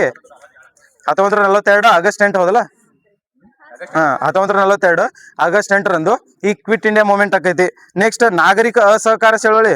ಅದ್ರ ಮೊದಲೇ ಅಸಹಕಾರ ಚಳವಳಿ. ಹಸ್ರತ್ ಮೋಹನ ಕ್ವಿಟ್ ಇಂಡಿಯಾ ಎಂಬ ಹೆಸರು ನೀಡಿದವನು ಹಸ್ರತ್ ಮೋಹನ್ ಏನ್ರಿ? ಹಸ್ರತ್ ಮೋಹನ್ ಈ ಕ್ವಿಟ್ ಇಂಡಿಯಾ ಎಂಬ ಹೆಸರನ್ನು ಕೊಡ್ತಾ ಬರ್ತಾರ ನೋಡ್ರಿ, ಹಸ್ರತ್ ಮೋಹನ್ ಅಂತೇಳಿ. ನೆಕ್ಸ್ಟ್ ಅಸಹಕಾರ ಚಳವಳಿ ಯಾವಾಗ ಪ್ರಾರಂಭ ಆಗತ್ತೆ? 1920 ಯಾವಾಗ ಡೇಟ್? ಆಗಸ್ಟ್ 1. ಇಂಪಾರ್ಟೆಂಟ್ ಏನಂದ್ರೆ ಅವಾಗ ಯಾರು ಸಾಯ್ತಾರ? ಬಾಲಗಾದರ್. ಈ ಅಸಹಕಾರ ಚಳವಳಿ ಘೋಷಣೆ ಮಾಡಿದ ದಿನ 1920 ಆಗಸ್ಟ್ 1ರಂದು ಬಾಲಗಾದರ್ ತಿಲಕ್ ಸಾಯ್ತಾರೋದಲ್ರಿ ಘೋಷಣೆ ಮಾಡ್ತಾರೆ. ಇದು ಯಾವಾಗ ವಾಪಸ್ ಹಿಂಪಡ್ಕೊಂತಾರ? 22 ಯಾಕೆ ಪಡ್ಕೊಂತಾರ? ಚೌರಿ ಚೌರ ಘಟನೆ ಹೌದಲ್ಲ. ಚೌರಿ ಚೌರ ಘಟನೆ ಯಾವಾಗ ನಡೀತೈತಿ? ಫೆಬ್ರವರಿ 5. 1922 ಫೆಬ್ರವರಿ 5ರಂದು ಈ ಚೌರಿ ಚೌರ ಘಟನೆ ನಡೀತೈತೆ ನೋಡ್ರಿ. ಅಂದ್ರೆ ಚೌರಿ ಚೌರದಲ್ಲಿ ಪೊಲೀಸರನ್ನು ಸುಡ್ತಾರ ಹೌದಲ್ಲ. ಇವ್ರು ಪೊಲೀಸರನ್ನು ಸಜೀವವಾಗಿ ದಹನ ಮಾಡೋದ್ರಿಂದ ಈ ಅಸಹಕಾರ ಚಳವಳಿಯನ್ನು ಯಾರವ ಕ್ವಿಟ್ ಇಂಡಿಯಾ ಎಂಬ ವರ್ಡ್ ಕೊಟ್ಟವನು ಯೂಸುಫ್ ಮೈರೋಲಿ ನೋಡ್ರಿ. ಯೂಸುಫ್ ಮೈರೋಲಿ ಕ್ವಿಟ್ ಇಂಡಿಯಾ ಎಂಬ ವರ್ಡ್ ಕೊಡ್ತಾ ಬರ್ತಾವ ನೋಡಿ. ಯೂಸುಫ್ ಮೈರೋಲಿ ಅವರು ಸೈಮನ್ ಗೋಬ್ಯಾಕ್ ಮೊದಲ ಬಾರಿಗೆ ಸೈಮನ್ ಗೋಬ್ಯಾಕ್ ಹೇಳ್ದವನು ಯೂಸುಫ್ ಮೈರೋಲಿ ಹೌದಲ್ಲ. ಮೊದಲು ನೆಕ್ಸ್ಟ್ ಇಲ್ಲಿ ಐತಲ್ಲ, ಇಲ್ಲಿ ಮೊದಲ ಬಾರಿಗೆ ಇಲ್ಲಿ ಅಸಹಕಾರ ಚಳವಳಿ ಇಲ್ಲಿ 1917ರಲ್ಲಿ ಹೌದಲ್ಲ. 1917ರಲ್ಲಿ ಗಾಂಧೀಜಿ ಅವರು ಮೊದಲ ಬಾರಿಗೆ ಚಂಪಾರಣ ಸತ್ಯಾಗ್ರಹ ಸ್ಟಾರ್ಟ್ ಮಾಡ್ತಾರಲ್ಲ. ಇವು ಮೊದಲ ಕಾನೂನು ಭಂಗ ಚಳವಳಿ ಹೌದಲ್ಲ. ಗಾಂಧೀಜಿಯವರ ಮೊದಲ ಕಾನೂನು ಭಂಗ ಚಳವಳಿ ಅಂತಂದ್ರೆ 1917ರ ಚಂಪಾರಣ್ಯ ಸತ್ಯಾಗ್ರಹ ಬರ್ತೈತಿ. ಈ ಚಂಪಾರಣ್ಯ ಸತ್ಯಾಗ್ರಹ ಐತಲ್ಲ, ಈ ಚಂಪಾರಣ್ಯ ಸತ್ಯಾಗ್ರಹ ಎದ್ರ ಬಗ್ಗೆ ಹೇಳ್ತೈತಿ? ಇದು ನೀಲಿ ಬೆಳೆಗಾರರು ಅಂತಂದ್ರೆ ಇಲ್ಲಿ ತೀನ್ ಖಾತಿಯ ಪದ್ಧತಿ ಅಂತೀವಿ ಇದಕ್ಕೆ. ಅಂದ್ರೆ 3/20 ಟೋಟಲ್ 25. ಈಗ 20 ಹೆಕ್ಟೇರ್ ಐತಂದ್ರ 3 ಹೆಕ್ಟೇರ್ ನೀಲಿಗಳನ್ನು ಬೆಳಿಬೇಕು. ಈ ನೀಲಿ ಬೆಳಿಲಿ ಹೋಗ್ಲಿ ಬಿಡು, ನೀಲಿ ಬೆಳಿತೀವಿ ನಾವು. ಆದ್ರೆ ನೀಲಿ ಬೆಳೆದಿದ್ದನ್ನ ಅವ್ರು ಹೇಳಿದ ಬೆಲೆಗೆ ಮಾರ್ಬೇಕಂತ. ಅಂದ್ರೆ ಅವ್ರಿಗೆ ಮಾರ್ಬೇಕು, ಬೇರೆ ಯಾರಿಗೆ ಮಾರಂಗಿಲ್ಲ. ಆ ಯುರೋಪಿಯನರಿಗೆ ಮಾರುದು, ಮತ್ ಬೇರೆ ಯಾರಿಗ್ ಮಾರಂಗಿಲ್ಲ. ಮತ್ ನೆಕ್ಸ್ಟ್ ಅವ್ರು ಹೇಳಿದ ಬೆಲೆಗೆ ಅಷ್ಟ ಮಾರ್ಬೇಕಂತ ಹೇಳೋಣ. ಇದ್ರ ವಿರುದ್ಧ ಹೋರಾಟ ಮಾಡ್ಕೊಂತ ಬರ್ತಾರ ಗಾಂಧೀಜಿಯವರು. ಈ ಗಾಂಧೀಜಿಯವರು ಈ ಹೋರಾಟಕ್ಕೆ ಇದಕ್ಕೆ ಆಹ್ವಾನ ಮಾಡಿದವ್ರು ಯಾರು ಗಾಂಧೀಜಿಯವರಿಗೆ? ರಾಜ್ಕುಮಾರ್ ಶುಕ್ಲಾ ಹೌದಲ್ಲ, ರಾಜ್ಕುಮಾರ್ ಶುಕ್ಲಾ ಅವರು 1916ರಲ್ಲಿ INC ಯಲ್ಲಿ ನಡೆಯುತ್ತ ಕೋಲ್ಕತ್ತಾ INC ಒಳಗ ಯಾರು ಇರ್ತಾರ? AC ಮಜುಮ್ದಾರ್ ಹೌದಲ್ಲ, AC ಮಜುಮ್ದಾರ. ಸಾರಿ, ಲಕ್ನೋದಾಗ AC ಮಜುಮ್ದಾರ್ ಅಧ್ಯಕ್ಷತೆಯಲ್ಲಿ ನಡೀತೈತಿ ನೋಡ್ರಿ. ಅವಾಗ ಈ ರಾಜ್ಕುಮಾರ್ ಶುಕ್ಲಾ ಅವರು ಅಲ್ಲಿ ಗಾಂಧೀಜಿಯವರು ಭಾಗವಹಿಸಿರ್ತಾರ. ಆ ಅಧಿವೇಶನದಲ್ಲಿ ಗಾಂಧೀಜಿಯವರು ಭಾಗವಹಿಸಿರ್ತಾರ ನೋಡ್ರಿ. ಅವಾಗ ರಾಜ್ಕುಮಾರ್ ಶುಕ್ಲಾ ಅವರು ಅವಾಗ ಇವ್ರದೆಲ್ಲ ನೀಲಿ ಬೆಳೆಗಾರರ ಬಗ್ಗೆ ಅಲ್ಲಿ ಹೇಳಿ ಅವರಿಗೆ ಆಹ್ವಾನ ಮಾಡ್ತಾರೆ. ಈ ಚಳುವಳಿಗೆ ಮೊದಲ ಬಾರಿಗೆ ಆಹ್ವಾನ ಮಾಡಿದವರು ರಾಜ್ಕುಮಾರ್ ಶುಕ್ಲಾ. ಗಾಂಧೀಜಿಯವರು ಮೊದಲ ಬಾರಿಗೆ INC ಭಾಗವಹಿಸಿದಂತ INC ಅಧಿವೇಶನ ಯಾವ್ದು? 1901 ನೋಡು. 1901ರಲ್ಲಿ ಗಾಂಧೀಜಿಯವರು ಮೊದಲ ಬಾರಿಗೆ INCಗೆ ಭಾಗವಹಿಸಿದ ಅಧಿವೇಶನ INC ಅಧಿವೇಶನ ಅದು 1901. ದೀನ್ಶಾ ವಾಚೆ ಇರ್ತಾನ ನೋಡು. ದೀನ್ಶಾ ವಾಚೆ ಅಧ್ಯಕ್ಷತೆಯಲ್ಲಿ ಇದು ನಡೀತೈತೆ. ದೀನ್ಶಾ ವಾಚೆ ಎಲ್ಲಿ ನಡೀತೈತಿ? ಇದು ಕೋಲ್ಕತ್ತಾ ಹೌದಲ್ಲ. ಇದು 1901 ಕೋಲ್ಕತ್ತಾ. 1900 ಏನ್ ಫೇಮಸ್ ಐತೆ INC ಇದು? ಕರ್ನಾಟಕದಿಂದ ಭಾಗವಹಿಸಿದ ಮೊದಲ ಅಧ್ಯಕ್ಷ, ಕರ್ನಾಟಕದ ಒಬ್ಬ ವ್ಯಕ್ತಿ ಅಧ್ಯಕ್ಷನಾದ ಮೊದಲ INC ಅಧಿವೇಶನ ಅಂತಂದ್ರ 1900ದಾಗ ಯಾರು ಹೇಳ್ತಾರ? ಗಣೇಶ್ ಚಂದಾವರ್ಕರ್. ಗಣೇಶ್ ಚಂದಾವರ್ಕರ್ ಕರಾಚಿ ಕಾಂಗ್ರೆಸ್ ಅಧಿವೇಶನ ನೋಡ್ರಿ. ಅದು ಲಾಹೋರ್ ಹೌದಲ್ಲ, ಸಾರಿ, ಲಾಹೋರ್ ಕಾಂಗ್ರೆಸ್ ಅಧಿವೇಶನದಾಗ 1900ರಲ್ಲಿ ಈ ಗಣೇಶ್ ಚಂದಾವರ್ಕರ್. ಮತ್ತೆ ಗಣೇಶ್ ಚಂದಾವರ್ಕರ್ 1885ರಾಗೂ ಮೊದಲ ಕಾಂಗ್ರೆಸ್ ಅಧಿವೇಶನದಲ್ಲಿ ಭಾಗವಹಿಸಿದ ಕನ್ನಡಿಗ ನೋಡಿವ. ಗಣೇಶ್ ಚಂದಾವರ್ಕರ್ ಒಬ್ಬವ. ಬಾಲಾಚಾರಿ ಬಾಟೆ, ನಾರಾಯಣ್ ಚಂದಾವರ್ಕರ್. ನೆಕ್ಸ್ಟ್ ಗಣೇಶ್ ನಾರಾಯಣ್ ಚಂದಾಕರ್. ಅವ ಗಣೇಶ್ ನಾರಾಯಣ್ ಚಂದಾವರ್ಕರ್. ಬಾಲು ಸಾಹೇಬ್ ಬಾಟೆ, ಕೋಲಾಚಲ ವೆಂಕಟರಾಯ. ಇನ್ನೊಬ್ಬ ಯಾರ? ಅಲ್ಲ, ಇನ್ನು 3 ಆತಲ್ಲ ಈಗ. ಬಾಲಾಚಾರಿ ಒಬ್ನ. ನೆಕ್ಸ್ಟ್ ಗಣೇಶ್ ಸಾವರ್ಕರ್, ಕೋಲಾಚಲ ವೆಂಕಟರಾಯ್, ಬಹುಸಾಹೇಬ್ ಪಾಟೆ. ಇವೆಲ್ಲ 4 ಮಂದಿ ಇಲ್ಲಿ ಭಾಗವಹಿಸ್ತಾ ಬರ್ತಾರೆ ನೋಡ್ರಿ. ಹೌದಲ್ಲ, 1885ರ INC ಅಧಿವೇಶನಲ್ಲಿ ಭಾಗವಹಿಸ್ತಾರೆ. ಇದು 1917ರಲ್ಲಿ ಚಂಪಾರಣ್ಯ ಮುಗಿತೈತೆ. ಹೌದಲ್ಲ, ಇದನ್ನು ಮೊದಲ ಕಾನೂನು ಭಂಗ ಚಳುವಳಿ. ಇದು ಚಂಪಾರಣ್ಯ ಆದ್ಮೇಲೆ ಯಾವ್ದು ಬರ್ತೈತಿ? ಅಹಮದಾಬಾದ್ ಹತ್ತಿಗಿರಣಿ. ಅಹಮದಾಬಾದ್ ಹತ್ತಿಗಿರಣಿ ಯಾಕೈತಿ ಇದು? ಏನಂತಂದ್ರೆ ಇಲ್ಲಿ 2ನೇ ಮಹಾಯುದ್ಧ, 1ನೇ ಮಹಾಯುದ್ಧ ಮುಗಿದ ನಂತರ ಮತ್ತು ಇಲ್ಲಿ ಪ್ಲೇಗ್ ರೋಗ ಒಂದು ಬಂದಿರ್ತೈತಿ. ಪ್ಲೇಗ್ ರೋಗ ಮತ್ತು 1ನೇ ಮಹಾಯುದ್ಧದ ನಂತರ ಇವರಿಗೆ ಬೋನಸ್ ಕೊಡ್ತೀವಿ ಅಂತ ಹೇಳಿ ಆ ಫ್ಯಾಕ್ಟ್ರಿದವ್ರು ಹೇಳಿರ್ತಾರ. ಆದ್ರೆ ಇವ್ರು ಆಮೇಲೆ ಬೋನಸ್ ಕೊಡಲ್ಲ ಅಂತ ಹೇಳಿ ಮಾತಾಡಿದಕ್ಕ ಆಮೇಲೆ ನಂತರ ಇದಕ್ಕೆ ಇದರ ಕಾರ್ಮಿಕರ ಎಲ್ಲಾ ಕುಂದು ಕೊರತೆಗಳನ್ನು ಗಾಂಧೀಜಿಯವರಿಗೆ ತಿಳಿಸಿದವ್ರು ಯಾರಿಲ್ಲಿ? ಅನುಸೂಯ ಬೇನ್ ಅಂತ ಬರ್ತಾರ ನೋಡ್ರಿ. ಅನುಸೂಯ ಬೇನ್ರವರು ಗಾಂಧೀಜಿಯವರಿಗೆ ಇವರ ಕುಂದು ಕೊರತೆಗಳನ್ನು ಅನುಸೂಯ ಬೇನ್ರವರು ಗಾಂಧೀಜಿಯವರಿಗೆ ತಿಳಿಸ್ತಾ ಬರ್ತಾರ ನೋಡ್ರಿ. ಈ ಗಾಂಧೀಜಿಯವರು ಇದು ಮಾಡ್ಕೊಂಡು ನೆಕ್ಸ್ಟ್ ಅಹಮದಾಬಾದ್ ಹತ್ತಿಗಿರಣಿಯಲ್ಲಿ ಬಂದ ಆಮೇಲೆ ನಂತರ 35% ಬೋನಸ್ ಕೊಡುವಾಗ ಮಾಡ್ತಾನವ. ಅವ್ರು 50% ಕೇಳ್ತಿರ್ತಾನ, 20 ಕೊಡ್ತೀನಿ ಅಂತಾರ. ಕೊನೆಯದಾಗಿ 35% ಫಿಕ್ಸ್ ಆಕೈತಿ. 35% ಬೋನಸ್ ಕೊಟ್ಟ ಇದು ಅಹಮದಾಬಾದ್ ಹತ್ತಿಗಿರಣಿ. ಇವು ಅಹಮದಾಬಾದ್ ಹತ್ತಿಗಿರಣಿ ಅಂದ್ರೆ ಬೆನಿಡಿಕ್ಟ್ ಕೌರ್ ಬರ್ತಾನಲ್ಲ ಇಲ್ಲಿ. ಅಂದ್ರ ಬೆನಿಡಿಕ್ಟ್ ಕೌರ್ನ ಕೊಂಕ ಮಾತಿಗೆ ಏನೋ ಉಪವಾಸ ಸತ್ಯಾಗ್ರಹ ಮಾಡ್ತಾನಲ್ಲ. ಮೊದಲ ಉಪವಾಸ ಬೆನಿಡಿಕ್ಟ್ ಕೌರ್ ಅಂತ ಬರ್ತಾನ್ರಿ ಅಲ್ಲಿ ಒಬ್ಬ. ಅವನ ಏನೋ ಗಾಂಧೀಜಿಯವರಿಗೆ ಅವಹೇಳನಕಾರಿ ಮಾತಾಡ್ತಾನಂತವ. ಅದಕ್ಕಾಗಿ ಅವನ ಹಿಂಗ್ ಮಾತಾಡಿದಕ್ಕೆ ಸಿಟ್ಟಿಗೆದ್ದ ಗಾಂಧೀಜಿಯವರು ಮೊದಲ ಬಾರಿಗೆ ಉಪವಾಸ ಸತ್ಯಾಗ್ರಹವನ್ನು ಮಾಡ್ತಾರ ನೋಡ್ರಿ. ಗಾಂಧೀಜಿಯವರು ಮೊದಲ ಬಾರಿಗೆ 1918ರಲ್ಲಿ ಹೋದಲ್ಲ, 1918ರಲ್ಲಿ ಮೊದಲ ಉಪವಾಸ ಸತ್ಯಾಗ್ರಹ. ಈ ಚಂಪಾರಣ್ಯ ಸತ್ಯಾಗ್ರಹ ಅದೇ ನೋಡ್ರಿ. ಈ ಚಂಪಾರಣ್ಯ ಸತ್ಯಾಗ್ರಹದಿಂದ ಬೆಳೆದು ಬಂದ ನಾಯಕ ಯಾರ? ಡಾಕ್ಟರ್ ಬಾಬು ರಾಜೇಂದ್ರ ಪ್ರಸಾದ್ ಅವರು ಚಂಪಾರಣ್ಯ ಸತ್ಯಾಗ್ರಹದಿಂದ ಬೆಳೆದು ಬಂದ ನಾಯಕ ನೋಡ್ರಿ. ನೆಕ್ಸ್ಟ್ ಈ ಚಂಪಾರಣ್ಯ ಸತ್ಯಾಗ್ರಹ ಆದ್ಮೇಲೆ ಇನ್ನೂ ಯಾವ್ದು ಖೇಡಾ ಬರ್ತೈತಲ್ಲ, ಖೇಡಾ ಸತ್ಯಾಗ್ರಹ ಐತಲ್ಲ, ಇದು 18ರಾಗ ನಡೀತೈತಿ. ಮತ್ತೆ ಇವೆರಡು ನೆನ್ಪಿಟ್ಕೋರಿ. ಫಸ್ಟ್ ಅಹಮದಾಬಾದ್ ಬರ್ತೈತಿ, ಆಮೇಲೆ ಖೇಡಾ ಬರ್ತೈತಿ. ಫಸ್ಟ್ ಅಹಮದಾಬಾದ್, ಆಮೇಲೆ ಖೇಡಾ ಸತ್ಯಾಗ್ರಹ. ಈ ಖೇಡಾ ಸತ್ಯಾಗ್ರಹ ಎದಕ್ ಆಕೈತಿ? ಇದು ಬರಗಾಲ ಬಿದ್ದಿರ್ತೈತಿ. ಅದಕ್ಕಾಗೂ ಕಾರ್ಮಿಕರ ಮೇಲೆ ಹೆಚ್ಚಿನ ಪ್ರಮಾಣದ ತೆರಿಗೆ ಹಾಕಿರ್ತಾರ. ಬರಗಾಲ ಬಂದ್ರು ಹಾಕಿದ್ರಿಂದ ಈ ಖೇಡಾ ಸತ್ಯಾಗ್ರಹ ಆಕೈತಿ. ಈ ಖೇಡಾ ಸತ್ಯಾಗ್ರಹದಿಂದ ಬೆಳೆದು ಬಂದ ನಾಯಕ ಯಾರ? ಸರ್ದಾರ್ ವಲ್ಲಭಾಯ್ ಪಟೇಲ್ ನೋಡ್ರಿ. ಖೇಡಾ ಸತ್ಯಾಗ್ರಹದಿಂದ ಬೆಳೆದು ಬಂದ ನಾಯಕ ಅಂತಂದ್ರ ಸರ್ದಾರ್ ವಲ್ಲಭಾಯ್ ಪಟೇಲ್ ಅವರು ಈ ಖೇಡಾ ಸತ್ಯಾಗ್ರಹದಿಂದ ಬೆಳೆದು ಬರ್ತಾರ್ರಿ. ನಂತರ ಈ ಖೇಡಾಸದ ಖಿಲಾಫತ್ ಚಳವಳಿ ಆಕೈತಿ. ರೌಲತ್ ಕಾಯ್ದೆ ಬರ್ತೈತಿ ಗೊತ್ತಾ? 19ರಾಗ ಒಂದು ರೌಲತ್ ಕಾಯ್ದೆ 1919 ಫೆಬ್ರವರಿ 5 ಮಾರ್ಚ್ 5 ಫೆಬ್ರವರಿ 6 1919 ಫೆಬ್ರವರಿ 6ರಂದು ರೌಲತ್ ಕಾಯ್ದೆ ಬರ್ತೈತಿ. ಈ ರೌಲತ್ ಕಾಯ್ದೆದಾಗ ಟೋಟಲ್ ಎಷ್ಟು ಮಂದಿ ಮೆಂಬರ್ ಇರ್ತಾರ? 35 ಮಂದಿ ನೋಡ್ರಿ. ಟೋಟಲ್ 35 ಮಂದಿ ಮೆಂಬರ್ ಇರ್ತಾರ. ಇದ್ರಾಗ ಕೇವಲ ಏಕೈಕ ಭಾರತೀಯ ಇರ್ತಾನ, ಶಂಕರ್ ನಾಯರ್ ಅವರು. ಈ ರೌಲತ್ ಕಾಯ್ದೆಯಲ್ಲಿ ಇರ್ತಕ್ಕಂಥ ಏಕೈಕ ಭಾರತೀಯ ನೋಡ್ರಿ. ಈ ರೌಲತ್ ಕಾಯ್ದೆಯನ್ನು ಏನಂತ ಕರೀತಾರ? ಸೆಡಿಮೆಂಟರಿ ಆಕ್ಟ್ ಏನೋ ಕರೀತಾರ ನೋಡ್ರಿ. ಯಾವ್ದೋ ಸೆಡಿಮೆಂಟ್ ಏನೋ ಕಪ್ಪು ಕಾಯ್ದೆ ಅಂತ ಕರೀತಾರ. ಏನೋ ಒಂದು ಆಕ್ಟ್, ರಾಜದ್ರೋಹ ಸಮಿತಿ. ಇಂಗ್ಲಿಷ್ದಾಗ ಏನ್ ಕರೀತಾರ ಅದನ್ನ? ರಾಜದ್ರೋಹ ಸಮಿತಿ ನೋಡೋದು. ಸೆಡಿಷನ್ ಆಕ್ಟ್ ಅಂತ ಹೇಳಿ, ಸೆಡಿಸಿಯನ್ ಆಕ್ಟ್ ಅಂತ ಹೇಳಿ ಕರೀತಾರ ನೋಡ್ರಿ ಅದನ್ನ. ಸೆಡಿಷನ್ ಅಂದ್ರೆ ರಾಜದ್ರೋಹ ಸಮಿತಿ ಅಂತೇಳಿ ಭಾರತೀಯರು ಹೇಳ್ತಾರ. ಅಂದ್ರೆ ಈ ರೌಲತ್ ಕಾಯ್ದೆ ಪ್ರಕಾರ ಏನತ್ತಂದ್ರ ಹಿಂಗೆಲ್ಲ ಗುಂಪು ಕೂತಿರೋದಲ್ಲ, ನೀವು ಹಿಂಗ್ ಗುಂಪು ಕುಂದ್ರಂಗಿಲ್ಲ, ಒಬ್ರಿಗೊಬ್ರು ಗುಂಪು ಕೂತಿ ಮಾತಾಡಂಗಿಲ್ಲ. ಹಂಗ ಮಾತಾಡಿದ್ರೆ ಇವ್ರು ಹೆದರ್ತಿದ್ರು ಫುಲ್ ಬ್ರಿಟಿಷರು. ಹಿಂಗ್ ಗುಂಪು ಏನ್ರ ಭಾರತೀಯರು ಸೇರ್ಯಾರಂದ್ರ ಏನೋ ಪ್ಲಾನ್ ಮಾಡತ್ತಾರ, ನಮಗೇನು ಓಡಿಸ್ತಾರ ಅಂತೇಳಿ ಹಿಂಗೇನು ಗ್ರೂಪ್ ಕೂತ್ಕೋಬಾರ್ದ. ಮತ್ ನಿನ್ ಮೇಲೆ ಏನಾದ್ರು ಕೇಸ್ ಆಗಿತ್ತ, ನೀ ಏನಾದ್ರು ಕೋರ್ಟಿಗೆ ಹೋತಂದ್ರ ನಿನ್ ಸ್ವಂತ ವಕೀಲ ತಗೊಂಡ್ ಹೋಗಂಗಿಲ್ಲ. ನೀ ಯಾವ್ದೇ ಸ್ವಂತ ವಕೀಲ ತಗೊಂಡ್ ಹೋಗಂಗಿಲ್ಲ. ಅವ್ರು ಏನ್ ತೀರ್ಪು ಕೊಡ್ತಾರ ನೋಡ್ರಿ, ಅದ ಫೈನಲ್. ನೀ ಅದು ನೀ ಅಪರಾಧ ಮಾಡಿರ್ತೀವೋ ಬಿಟ್ಟಿರ್ತೀವೋ ಅದು ಯಾವ್ದು ಸಂಬಂಧ ಬೀಳಲ್ಲ. ಅದು ಡೈರೆಕ್ಟ್ ಇಷ್ಟೆಲ್ಲ ಇದು ಇರೋದ್ರಿಂದ ಇದನ್ನು ರಾಜದ್ರೋಹ ಕಾಯ್ದೆ ಅಂತ ಹೇಳ್ತಾರ. ದಬ್ಬಾಳಿಕೆ, ಭಾರತೀಯರ ಮೇಲೆ ದಬ್ಬಾಳಿಕೆ ಆದಂತ ದೊಡ್ಡ ಅಂದ್ರೆ ಒಂದು ಕಾಯ್ದೆಯಲ್ಲಿ ಇದು ಸಹಿತ ಮುಂಚೂಣಿಯಲ್ಲಿ ಇರ್ತೈತಿ ನೋಡ್ರಿ. ಇದು ರೌಲತ್ ಕಾಯ್ದೆ. ರೌಲತ್ ಸಿಡ್ನಿ ಅಂತ ಇರ್ತಾನೆ ನೀವು ಅಧ್ಯಕ್ಷ. ರೌಲತ್ ಅಂತ ಇರ್ತಾನೆ ಇದರ ಅಧ್ಯಕ್ಷ. ಇವ 35 ಜನರ ಕೂಟವನ್ನು ನಿರ್ಮಿಸಿ ಇಲ್ಲಿ ರೌಲತ್ ಕಾಯ್ದೆ ಭಾರತೀಯ ಕಳಿಸ್ತಾನ ನೋಡ್ರಿ. ಅದ್ರಾಗ ಶಂಕರ್ ನಾಯರ್ ಅವನು ಏಕೈಕ ಭಾರತೀಯ ನೋಡ್ರಿ. ಇದ್ರಾಗ ಶಂಕರ್ ನಾಯರ್ ಏಕೈಕ ಭಾರತೀಯ ಇರ್ತಾನ. ಇದು ಒಂದು ಕಪ್ಪು ಕಾಯ್ದೆ ಅಥವಾ ಏನಂತೀವಿ ರಾಜದ್ರೋಹಗಳ ಕಾಯ್ದೆ ಅಂತೇಳಿ ಕರಿತಾರ ನೋಡ್ರಿ. ಯಾವ್ದ ಯಾವ್ದ್ರಿ ಏನನ್ನತ್ತಾರ ಅವ್ರು? ಹಾ 124 ಕ್ಲಾಸ್ 1 ಏನ 124(1) ಅದರ ಸೆಕ್ಷನ್ ಏನ್ರಿ? ಓಕೆ. ನೆಕ್ಸ್ಟ್ ಇಲ್ಲಿ ಇದ್ರಾಗ ಏನೈತಂದ್ರೆ ಇನ್ನೊಂದು ಯಾವ್ದಿದು ನಾಗರಿಕ ಸಹಕಾರ ಚಳವಳಿ. ನಾಗರಿಕ ಸಹಕಾರ ಚಳವಳಿ ಅಂದ್ರೆ ಯಾವಾಗ ಆಕೈತಿ? 1930 ಡೇಟ್ ಮಾರ್ಚ್ 12. 1930 ಮಾರ್ಚ್ 12. ಮಾರ್ಚ್ 12ರಿಂದ ಎಲ್ಲಿವರೆಗೆ? ಏಪ್ರಿಲ್ 6ರವರೆಗೆ ಇರ್ತೈತಲ್ಲ. 1930 ಮಾರ್ಚ್ 12ರಿಂದ ಏಪ್ರಿಲ್ 6ರವರೆಗೆ ಕಂಡು ಬರ್ತೈತಿ. ಇಲ್ಲಿ ಎಲ್ಲಿ ದಂಡಿ ಯಾವ್ದು ಇದು ಸಬರ್ಮತಿಯಿಂದ ದಂಡಿವರೆಗೆ 78 ಅನುಯಾಯಿಗಳೊಂದಿಗೆ ಗಾಂಧೀಜಿಯವರು ಉಪ್ಪಿನ ಸತ್ಯಾಗ್ರಹವನ್ನು ಮಾಡ್ತಾನೆ. ಇಲ್ಲೆಲ್ಲ ಟ್ಯಾಕ್ಸಿಗೆ ಉಪ್ಪಿನ ಮೇಲೆ ಟ್ಯಾಕ್ಸಿಗೆ ಹಾಕ್ತಿರ್ತಾರೆ. ಅದಕ್ಕಾಗಿ ಈ ಸತ್ಯಾಗ್ರಹವನ್ನು ಗಾಂಧೀಜಿಯವರು ಮಾಡ್ತಾರೆ. ಈ ಸತ್ಯಾಗ್ರಹದಲ್ಲಿ ಭಾಗವಹಿಸಿರ್ತಕ್ಕಂಥ ಮಹಿಳೆಗಳು ಯಾರ್ಯಾರು ಬರ್ತಾರೆ? ಸರೋಜಿನಿ ನಾಯ್ಡು ಫಿಕ್ಸ್ ಹೇಳ್ಬೇಕು. ಎಲ್ಲಿ ಗಾಂಧೀಜಿ ಇರ್ತಾನ ಅಲ್ಲಿ ಸರೋಜಿನಿ ನಾಯ್ಡು ಇದ್ದಿರ್ತಾಳ.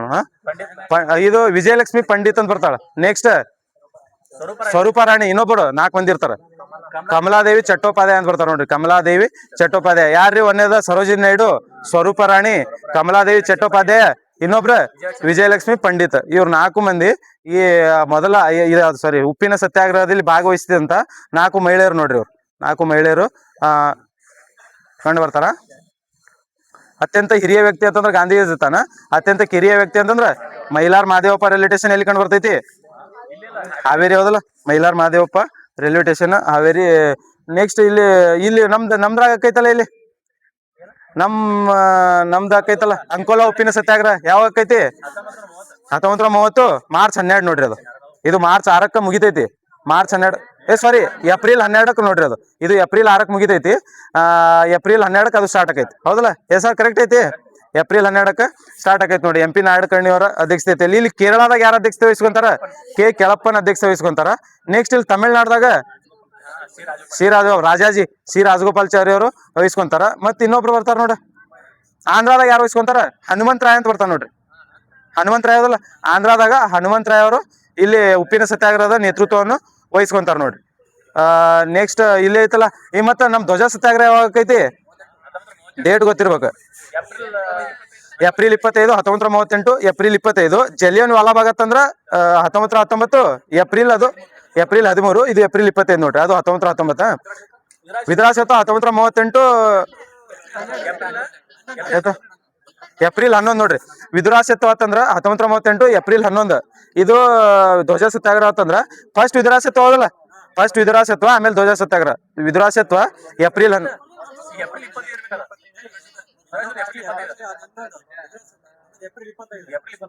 ಅದ ಫಸ್ಟ್ ವಿದುರಾಸತ್ವ ಹೋದಲ್ಲ. ಫಸ್ಟ್ 11. ಫಸ್ಟ್ ಧ್ವಜ ಏಪ್ರಿಲ್ 11.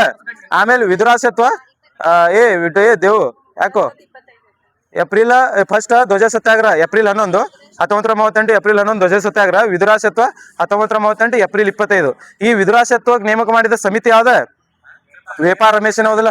ವೇಪಾ ರಮೇಶನ್ ಸಮಿತಿ. ಇದರ ಪರಿಶೀಲನೆಗಾಗಿ ವೇಪಾ ರಮೇಶನ್ ಸಮಿತಿಯನ್ನು ನೇಮಕ ಮಾಡ್ತಾರ ನೋಡ್ರಿ. ಅಧ್ಯಕ್ಷರು ಯಾರು ವೇಪಾ ರಮೇಶನ್ ಸಮಿತಿದ? ಅಲ್ಲ, ವೇಪಾ ರಮೇಶ್ ಅದಾನೇನೋ, ರಮೇಶ್ ಅದಾನೇನೋ ಮೇ ಬಿ. ಸಿದ್ಲಿಂಗ ಅಲ್ಲ.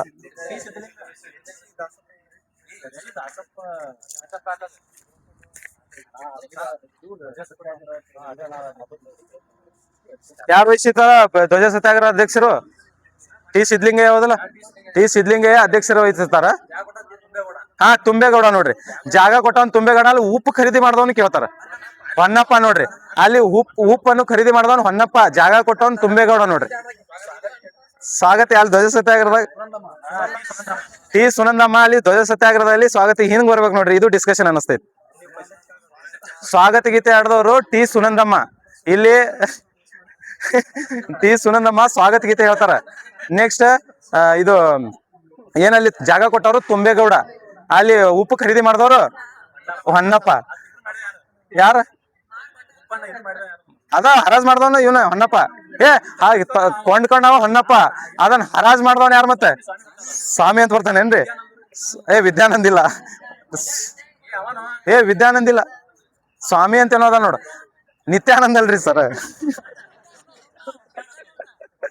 ಶ್ರದ್ಧಾನಂದರು. ಸ್ವಾಮಿ ಶ್ರದ್ಧಾ, ಅದು ಸಾರಿ, ಇದು ರಾಂಗ್. ಇದೇನು ಬೇಡ, ಸ್ವಾಮಿ ಅಂತ ಅದು ಬಿಟ್ಬಿಡ್ರಿ. ಅದು ಉಪ್ಪು ಯಾರು ಕೊಂಡ್ಕೊಂತಾರ, ಅದು ಬಿಟ್ಬಿಡ್ರಿ. ಇಲ್ಲಿ ಜಾಗ ಕೊಟ್ಟವನು ತುಂಬೇಗೌಡ, ಇಲ್ಲಿ ಹೊನ್ನಪ್ಪ ಇಲ್ಲಿ ಹರಾಜ್ ಹಾಕ್ತಾನದ. ಹೊನ್ನಪ್ಪ ಹರಾಜ್ ಮಾಡ್ತಾನ್ರಿ. ಖರೀದಿ ಮಾಡ್ದವನು ಹೊನ್ನಪ್ಪ, ಹರಾಜ್ ಮಾಡ್ದವನ್ ಯಾರತ್ ನೆನ್ಪಿಡ್ಬೇಡ್ರಿ. ಖರೀದಿ ಮಾಡ್ದವನ್ ಹೊನ್ನಪ್ಪ. ನೆಕ್ಸ್ಟ್ ಇಲ್ಲಿ ಟಿ ಸುನಂದಮ್ಮ ಸ್ವಾಗತ ಗೀತೆಯನ್ನು ಹಾಡ್ತಾಳ. ಟಿ ಸುನಂದಮ್ಮ ಸ್ವಾಗತ ಗೀತೆ ಹೇಳ್ತಾಳ ನೋಡ್ರಿ. ಕೇಳಿ ಕೇಳ.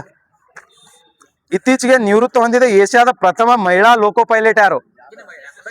ಸೂರ್ಯಕಾಯ. ಅಕ್ಕಿನ ಮೊದಲ ಮಹಿಳಾ ಲೋಕೋ ಪೈಲಟ್ ಅಕ್ಕಿನ, ಮತ್ತು ಒಂದೇ ಭಾರತನ್ನು ಓಡಿಸಿದ ಮೊದಲ ಲೋಕೋ ಪೈಲಟ್ ಇಕ್ಕಿನ ನೋಡ್ರಿ, ಸೂರ್ಯಕಾಯ್. ಮೊದಲ ಸಾನಿಯಾ ಮಿರ್ಜಾ. ಮತ್ತ ಅಕ್ಕಿ ಸ್ಪೋರ್ಟ್ಸ್ ಸಾನಿಯಾ ಮಿರ್ಜಾ ಅಲ್ರಿ, ನಾರ್ಮಲ್ ಅಕ್ಕಿ ಇನ್ನೊಬ್ಬಕಿ ಸಾನಿಯಾ ಮಿರ್ಜಾ ಅಂತ ಹೇಳಿ ಲೋಕೋ ಪೈಲಟ್ ಅದಾಳಂತ. ಅಕ್ಕಿ ಮೊದಲ ಮುಸ್ಲಿಂ ಮಹಿಳೆ ಏನಕ್ಕಿ. ಒಂದೇ ಭಾರತನ್ನು ಓಡಿಸಿದಂತ ಮೊದಲ ಮುಸ್ಲಿಂ ಮಹಿಳೆ ಅಂತಂದ್ರ ಸಾನಿಯಾ ಮಿರ್ಜಾ ಅವ್ರು ಬರ್ತಾರ ನೋಡ್ರಿ. ಸಾನಿಯಾ ಮಿರ್ಜಾ ಅವರು. ಇವ್ರು ಮೊದಲ ಅಂತಂದ್ರ ಸೂರ್ಯಕಾಯ್ ಅದಾವ ನೋಡ್ರಿ, ಸೂರ್ಯಕಾಯ್ ಅದಾವ ಬರ್ತಾರ. ಕೆಲವೊಬ್ರು ಮೊದಲ CM ಯಾರು? ಮಹಿಳಾ CM ಆಕಿ ಮೊದಲ ಗವರ್ನರ್. ಸರೋಜಿನಿ ನಾಯ್ಡು ಅಂತಂದ್ರ ಮೊದಲ ಗವರ್ನರ್. ಸುಚೇತಾ ಕೃಪಲಾನಿ ಈಗ ಮೊದಲ CM. ಯಾವ ಸ್ಟೇಟ್? ಉತ್ತರ ಪ್ರದೇಶ ಹೋದಲ್ಲ. ಮೊದಲ IPS ಯಾರು? ಕಿರಣ್ ಬೇಡಿ ಹೋದಲ್ಲ. ಮೊದಲ IAS ಅಣ್ಣಾ ರಾಜ ಅಂತ ಬರ್ತಾರ ನೋಡ್ರಿ. ಅಣ್ಣಾ ಮಲ್ಹೋತ್ರಾ ಅಂತ ಬರ್ತಾಳ.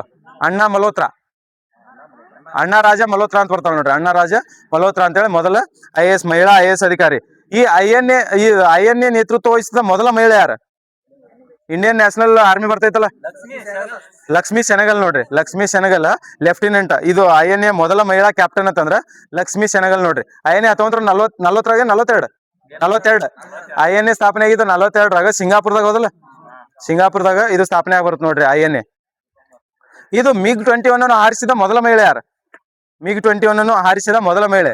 ಈ ನ್ಯೂಸ್ ಒಳಗ ಅವಾಗಿದ್ರು ಅವರು ಶಿವಾಂಗಿ ಸಿಂಗ್ ಅಥವಾ ಶಿವಾಂಗಿ ಸಿಂಗ್ ಅಂತ ಬರ್ತಾರ ನೋಡ್ರಿ. ಶಿವಾನಿ ಸಿಂಗ್ ಅವರು.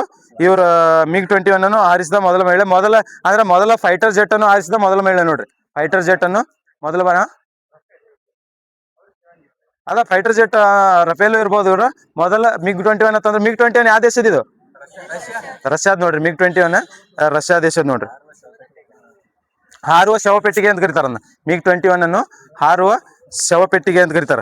ಮೊದಲ ಮಹಿಳಾ ಮುಖ್ಯ ಹೈಕೋರ್ಟ್ ನ ಮೊದಲ ಮಹಿಳಾ ಮುಖ್ಯ ನ್ಯಾಯಾಧೀಶ ಯಾರ? ಮಂಜುಳಾ ಚೆಲ್ಲೂರ್, ಕರ್ನಾಟಕದಕ್ಕೆ ಹೋಗಿ. ಯಾರ್ರಿ? ಲೀಲಾ ಸೇಠ್ ನೋಡ್ರಿ. ಲೀಲಾ ಸೇಠ್ ಹೈಕೋರ್ಟ್ ನ ಮುಖ್ಯ ನ್ಯಾಯಾಧೀಶ ಅಂದೆ ನಾನು. ಹೈಕೋರ್ಟ್ ನ ಮುಖ್ಯ ಮಹಿಳಾ ನ್ಯಾಯಾಧೀಶ ಅಂತಂದ್ರ ಮೊದಲ ಹೈಕೋರ್ಟ್ ನ ಮುಖ್ಯ ಮಹಿಳಾ ನ್ಯಾಯಾಧೀಶ ಅಂತಂದ್ರ ಲೀಲಾ ಸೇಠ್. ಅಲ್ಲಿ ಯಾವ ಸ್ಟೇಟ್ದವ್ರು? ಹಿಮಾಚಲ್ ಪ್ರದೇಶ. ಮೊದಲ ಮಹಿಳಾ ಮುಖ್ಯ ನ್ಯಾಯಾಧೀಶ ಅಂತಂದ್ರ ಇದು ಹಿಮಾಚಲ್ ಪ್ರದೇಶದ ಲೀಲಾ ಸೇಠ್. ಹೈಕೋರ್ಟಿನ ಮೊದಲ ನ್ಯಾಯಾಧೀಶ ಅಂತಂದ್ರ ಅಣ್ಣಾ ಚಾಂಡಿ ನೋಡ್ರಿ. ಯಾವ ರಾಜ್ಯದವ್ರು? ಕೇರಳ. ಮೊದಲ ಹೈಕೋರ್ಟಿನ ಮೊದಲ ಮಹಿಳಾ ನ್ಯಾಯಾಧೀಶ ಅಂತಂದ್ರ ಅಣ್ಣಾ ಚಾಂಡಿ. ಕೇರಳ ಹೈಕೋರ್ಟ್ದಾಗ ನೋಡ್ರಿ. ಮೊದಲ ಬಾರಿಗೆ ಕೇರಳದ ಮೊದಲ ನ್ಯಾಯಾಧೀಶ ಅಂತಂದ್ರ ಈ ಸುಪ್ರೀಂ ಕೋರ್ಟ್ ನ ಮೊದಲ ನ್ಯಾಯಾಧೀಶ ಯಾರು? ಮಹಿಳಾ ನ್ಯಾಯಾಧೀಶ ಫಾತಿಮಾ ಬಿಬಿ ಹೋದಲ್ಲ. ಫಾತಿಮಾ ಬಿಬಿ ಅವರು ಮೊದಲ ಮಹಿಳಾ ನ್ಯಾಯಾಧೀಶ ಬರ್ತಾರ ನೋಡ್ರಿ. ವೈದ್ಯಕೀಯ ಪದವಿ ಪಡೆದ ಮೊದಲ ಭಾರತೀಯ ಮಹಿಳೆ ಯಾರು? ಯಾವ್ದ? ಯಾಕಿನ ಕದಂಬಿನಿ ಗಂಗೂಲಿ ಏನ? ಈಕೆ ಆನಂದಿ ಗೋಪಾಲ್ ಜೋಶಿ ಅಂತ ಬರ್ತಾಳ ನೋಡ್ರಿ. ಆನಂದಿ ಗೋಪಾಲ್ ಜೋಶಿ ಅಂತ ಬರ್ತಾಳ ನೋಡ್ರಿ. ಮೊದಲ ವೈದ್ಯ ಅಂತಂದ್ರ ಆನಂದಿ ಗೋಪಾಲ್ ಜೋಶಿ ಅವರು ಬರ್ತಾರ ನೋಡ್ರಿ. ಏಷ್ಯನ್ ಕ್ರೀಡಾಕೂಟದಲ್ಲಿ ಚಿನ್ನದ ಪದಕ ಗೆದ್ದ ಮೊದಲ ಮಹಿಳೆ? ಏಷ್ಯನ್ ಕ್ರೀಡಾಕೂಟದಲ್ಲಿ ಏಷ್ಯನ್ ಕ್ರೀಡಾಕೂಟ ಅನ್ನತೀನಿ ನಾನು. ಏಷ್ಯನ್ ಕಮಲ್ಜಿತ್ ಸಂಧು ಅಂತ ಬರ್ತಾವ ನೋಡ್ರಿ. ಕಮಲ್ಜಿತ್ ಸಂಧು ಅಂತಂದ್ರೆ ಯಾವ್ದೇ ಆಕಿ ಕರ್ಣ ಮಲ್ಲೇಶ್ವರಿ ಇದ್ರಾಗ ಒಲಿಂಪಿಕ್ದಾಗ ಮೊದಲ ಮಹಿಳೆ ಒಲಿಂಪಿಕ್ದಾಗ ಪದಕವನ್ನು ಗೆದ್ದ ಚಿನ್ನ ಗೆದ್ದಿಲ್ಲ ಮತ್ತಕಿ ಒಲಿಂಪಿಕ್ದಾಗ ಪದಕವನ್ನು ಗೆದ್ದ ಮೊದಲ ಮಹಿಳೆ ಅಂತಂದ್ರೆ ಕಣ್ಣ ಮಲ್ಲೇಶ್ವರಿ ವೇಟ್ ಲಿಫ್ಟರ್ ಹೋದಲಾಕಿ ವೇಟ್ ಲಿಫ್ಟರ್. ಈಕಿ ಏಷ್ಯನ್ ಕ್ರೀಡಾಕೂಟದಲ್ಲಿ ಮೊದಲ ಚಿನ್ನವನ್ನು ಗೆದ್ದ ಮೊದಲ ಮಹಿಳೆ ಅಂತಂದ್ರ ಕಮಲ್ಜಿತ್ ಸಂಧು ಅಂತ ಬರ್ತಾವ ನೋಡ್ರಿ. ಕಮಲ್ಜಿತ್ ಸಂಧು ಅಂತ ಬರ್ತಾವ ನೋಡ್ರಿ. ಹರ್ನಾಜ್ ಕೌರ್ ಸಂಧು ಯಾರು ಹೇಳ್ರಿ? ಎರಡನೇ ಭುವನ ಸುಂದರಿ ಹೋದಲ್ಲ, ಮೂರನೇ ಭುವನ ಸುಂದರಿ, ಭಾರತದ ಮೂರನೇ ಭುವನ ಸುಂದರಿ ನೋಡ್ರಿ ಆಕಿ ಹರ್ನಾಜ್ ಕೌರ್ ಸಂಧು. 2023 22 2022ದಾಗ ಭುವನ ಸುಂದರಿ ಪಡಿತಾಳದ ಮೂರನೇದಾಕಿ ಆಕಿ ಹರ್ನಾಜ್ ಕೌರ್ ಸಂಧು. ಹಾ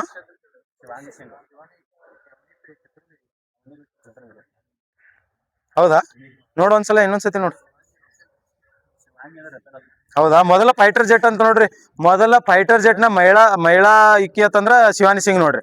ಅಂದ್ರ ಮೊದಲ ಇದು ಏನಂತೀವಿ ಫೈಟರ್ ಜೆಟ್ ಉಡಾಯಿಸಿದ ಮೊದಲ ಮಹಿಳೆ ಅಂತಂದ್ರ ಶಿವಾನಿ ಸಿಂಗ್ ನೋಡ್ರಿ. ಮೊದಲ ಮಹಿಳಾ ಬುಕರ್ ಪ್ರಶಸ್ತಿ ವಿಜೇತೆ ಯಾರು? ಬುಕರ್ ಯಾರು ತಗೊಂಡ್ರಿ ಮೊದಲ? ಅರುಂಧತಿ ರಾಯ್. ಯಾವ್ದ್ರಿ ಇದು? The god of small things ಎಂಬ ಕೃತಿಗೆ ಅರುಂಧತಿ ಅವರು ಇದು ಮಾಡ್ತಾರ ನೋಡ್ರಿ.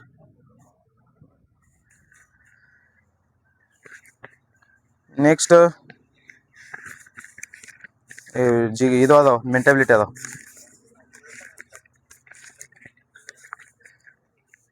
ಮೆಂಟಬಿಲಿಟಿ ಭಾಳ ಕೇಳ್ಯಾರ ನೋಡಿದ್ರ. ಹಾ ಇಲ್ಲಿ ಐತ್ ನೋಡು. ಈ ಕೆಲವೊಂದು ಹವಾಮಾನ ಕೇಂದ್ರಗಳು ಅದಾವ, ಯಾರ ರಾಜ್ಯಕ್ಕೆ ಸಂಬಂಧಪಡ್ತಾವ ಹೇಳ್ಬೇಕು. ಕೆಲವೊಂದು IMD ಸ್ಟೇಷನ್ಗಳು ಅದಾವ. ಇವೊಂದು ಅಂಬೋಲಿ, ಪುಲಿಂಗೋತ್, ಪಿರಾಮಿಡ್ ಅಂತ ಚಿರಾಪುಂಜಿ. ಅಂಬೋಲಿಯಲ್ಲಿ ಮೇಘಾಲಯ, ಚಿರಾಪುಂಜಿ ಅಂದ್ರ ಮೇಘಾಲಯ. ಅಂಬೋಲಿ ಅಂತಂದ್ರ ಅಂಬೋಲಿ ಘಾಟ್ ಅಂತೀವಲ್ಲ, ಅಂಬೋಲಿ ಘಾಟ್ ಅದು ಮಹಾರಾಷ್ಟ್ರ. ಪುಲಿಂಗೋತ್ ಅಂದ್ರ ಕರ್ನಾಟಕ ನೋಡ್ರಿ, ದಕ್ಷಿಣ ಕನ್ನಡ. ಪುಲಿಂಗೋತ್ ದಕ್ಷಿಣ ಕನ್ನಡ ನೋಡ್ರಿ. ನೆಕ್ಸ್ಟ್ ಪಿರಮಿಡ್ ಇದು ಕೇರಳ ನೋಡ್ರಿ. ಇದು ಇಡುಕ್ಕಿ ಜಿಲ್ಲೆ ಒಳಗೆ ಕಂಡು ಬರ್ತೈತಿ ಪಿರಮಿಡ್ ಎಂಬ ಹವಾಮಾನ. ಬೇರೆ ಬೇರೆ ಹವಾಮಾನ ಕೇಂದ್ರಗಳದಾವ ಇಲ್ಲಿ. ಆದ್ರ ಭಾರತದಲ್ಲಿ ಪ್ರಾದೇಶಿಕ ಹವಾಮಾನ ಕೇಂದ್ರಗಳು 6 ಅದಾವ ಟೋಟಲ್. ಭಾರತದಲ್ಲಿ ಕಂಡು ಬರುವ ಬಹಳಷ್ಟು ಹವಾಮಾನ ಕೇಂದ್ರಗಳದಾವ ಮತ್ತು ಸಣ್ಣ ಸಣ್ಣ ಹವಾಮಾನ ಕೇಂದ್ರ ಅದಾವ. ಪ್ರಾದೇಶಿಕವಾಗಿ IMD ಪ್ರಕಾರ IMD ಘೋಷಣೆ ಮಾಡಿದ ಪ್ರಾದೇಶಿಕ 6 ಹವಾಮಾನ ಕೇಂದ್ರಗಳು ಕಂಡು ಬರ್ತಾವ. ಎಲ್ಲಿ? ಚೆನ್ನೈದಾಗ ಒಂದೈತಿ, ಗುವಾಹಟಿ ಒಳಗ ಒಂದೈತಿ, ಕೋಲ್ಕತ್ತಾದಾಗ, ಮುಂಬೈ, ನಾಗ್ಪುರ, ದೆಹಲಿ ನೋಡ್ರಿ. ಕರ್ನಾಟಕದಾಗಿಲ್ಲ. ಒಂದು ಚೆನ್ನೈ, ಗುವಾಹಟಿ, ಕೋಲ್ಕತ್ತಾ, ಮುಂಬೈ, ನಾಗ್ಪುರ, ದೆಹಲಿ. ನಾಗ್ಪುರ ದೆಹಲಿಯಲ್ಲಿ ಆತ ಇಲ್ಲಿ ನೋಡ. ಗುವಾಹಟಿ ಅಲ್ಲಿ ಈಶಾನ್ಯದಾಗ ಗುವಾಹಟಿ ಇಟ್ಕೋ. ಇಲ್ಲಿ ಮಹಾರಾಷ್ಟ್ರ ಮಧ್ಯದಲ್ಲಿ ನಾಗ್ಪುರ, ಅಲ್ಲಿ ಕೆಳಗ ಚೆನ್ನೈ, ಮ್ಯಾಗ ಒಂದ್ ದೆಹಲಿ. ಇದು ನೆಕ್ಸ್ಟ್ ಇದಾವ್ದು ಚೆಲ್ಲಿದೇನೆ ನಾಗ್ಪುರ್. ಮುಂಬೈ ಒಂದು ಪಶ್ಚಿಮಕ್ಕ ಮುಂಬೈ.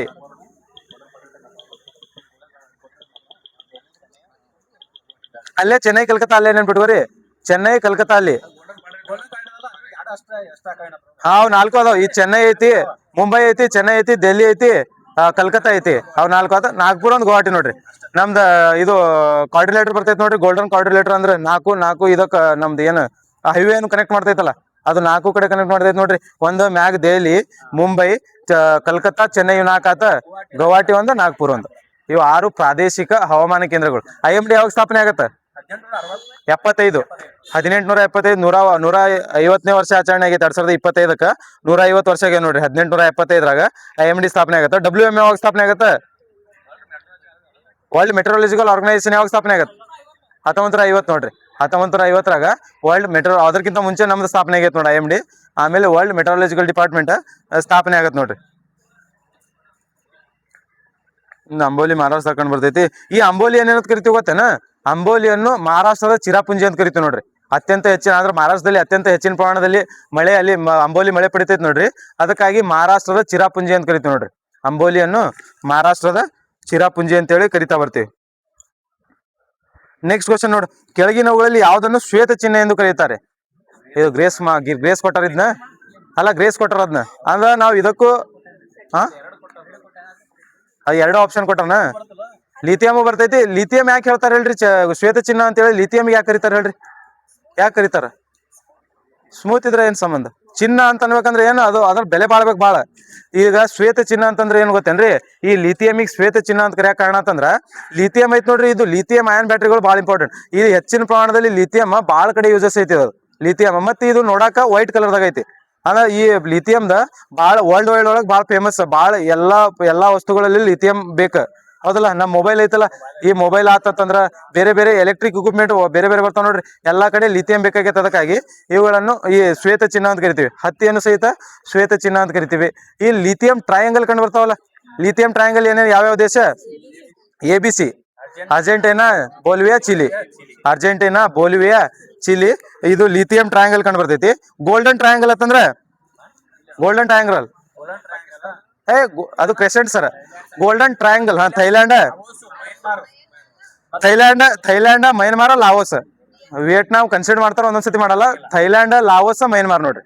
Thailand, Laos, Myanmar. ಇದು ಗೋಲ್ಡನ್ ಕ್ರೆಸೆಂಟ್ ಅಂತಂದ್ರ Afghanistan, Pakistan, Iran, Afghanistan. Golden crescent ನೋಡ್ರಿ. ಗೋಲ್ಡನ್ ಟ್ರಯಾಂಗಲ್ ಅಂತಂದ್ರೆ ಯಾವ್ದ?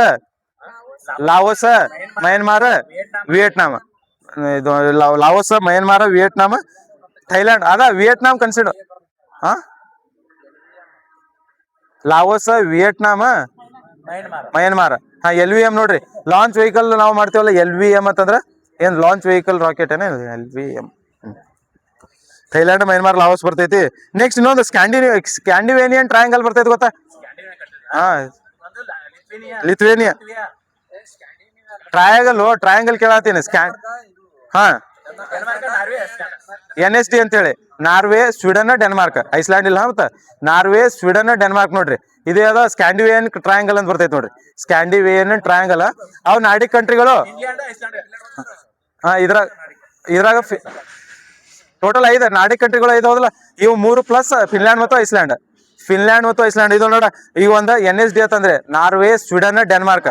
ಫಿನ್ಲ್ಯಾಂಡ್, ಐಸ್ಲ್ಯಾಂಡ್ ಸೇರಿದ್ರೆ ನಾರ್ಡಿಕ್ ಕಂಟ್ರಿ. ಇವು ಏನಂತೀವಿ, ಇದು ಸ್ಕ್ಯಾಂಡಿವೇನಿಯನ್ ಟ್ರಯಾಂಗಲ್ ಅಂತಂದ್ರೆ ಇವು NSD. Norway, Sweden, Denmark. Norway, Sweden, Denmark Scandinavian ಕಂಟ್ರಿಗಳು ನೋಡ್ರಿ. ನೆಕ್ಸ್ಟ್ ಬ್ಲಾಕ್ ಟ್ರಯಾಂಗಲ್ ಅಂದ್ರೆ ಯಾವ್ಯಾವ? ಜರ್ಮನಿ, ಜಗ್ ಗಣರಾಜ್ಯ, ಪೋಲ್ಯಾಂಡ್.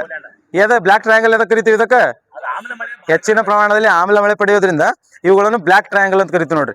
ಜರ್ಮನಿ, ಪೋಲ್ಯಾಂಡ್, ಜಗ್ ಗಣರಾಜ್ಯ. ಜರ್ಮನಿ, ಪೋಲ್ಯಾಂಡ್, ಜಗ್ ಗಣರಾಜ್ಯ.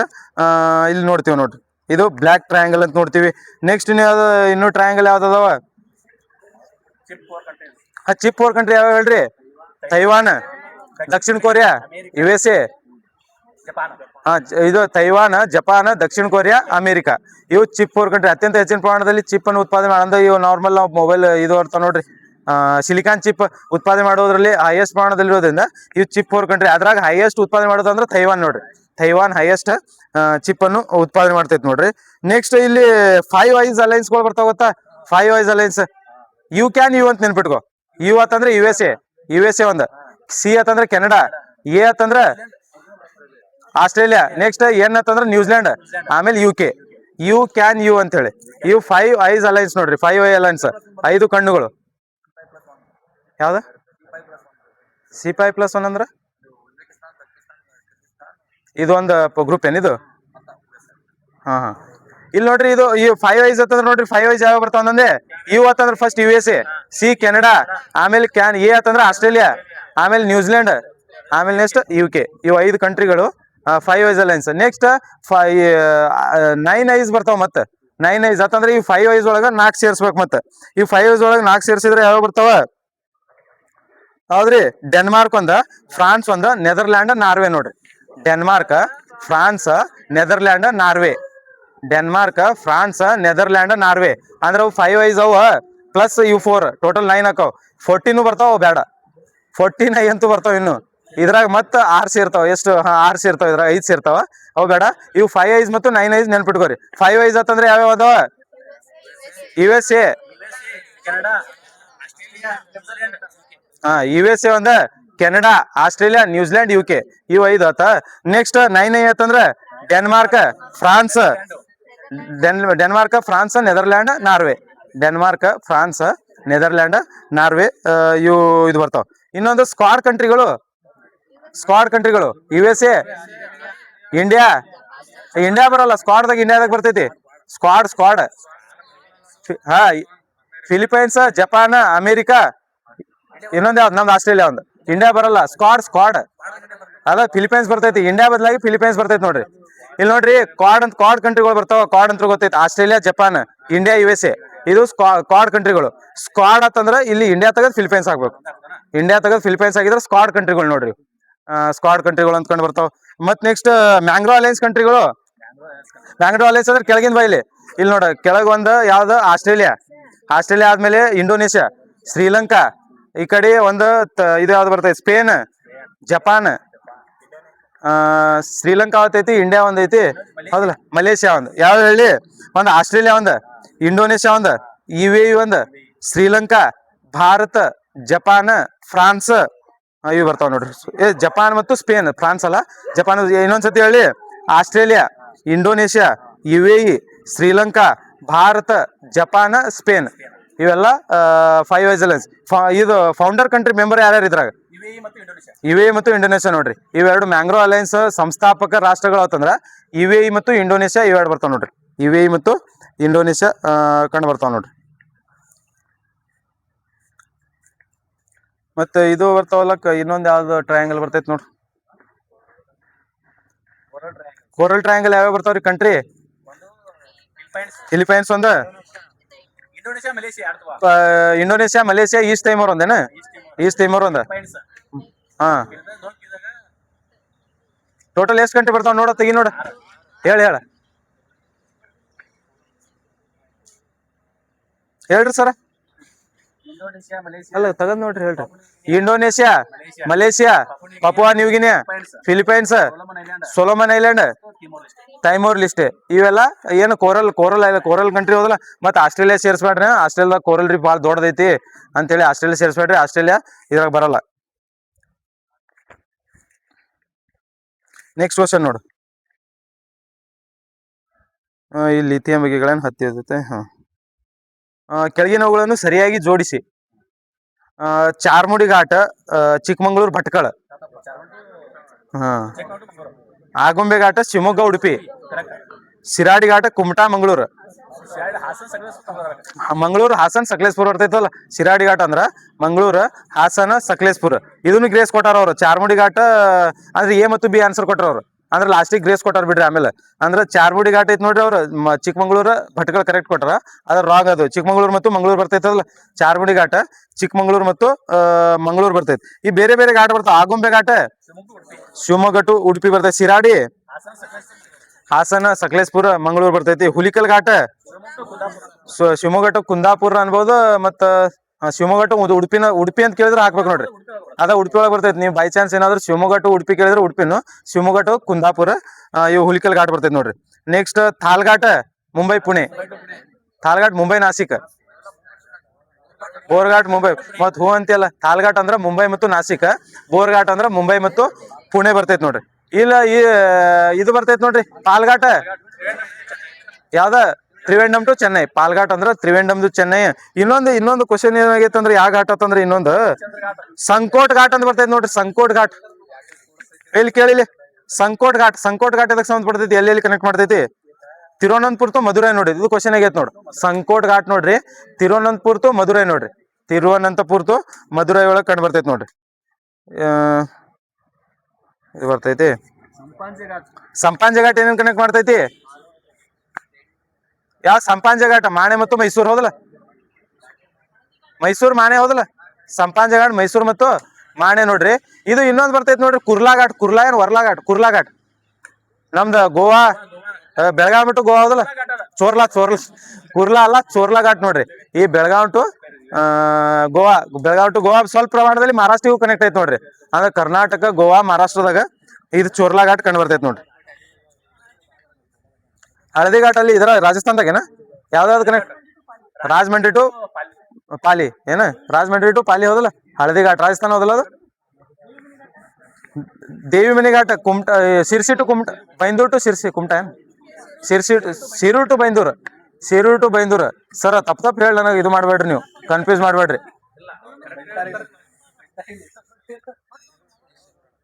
ಯಾವ್ದ? ಶಿರ್ಸಿ ಟು ಕುಮಟಾನ?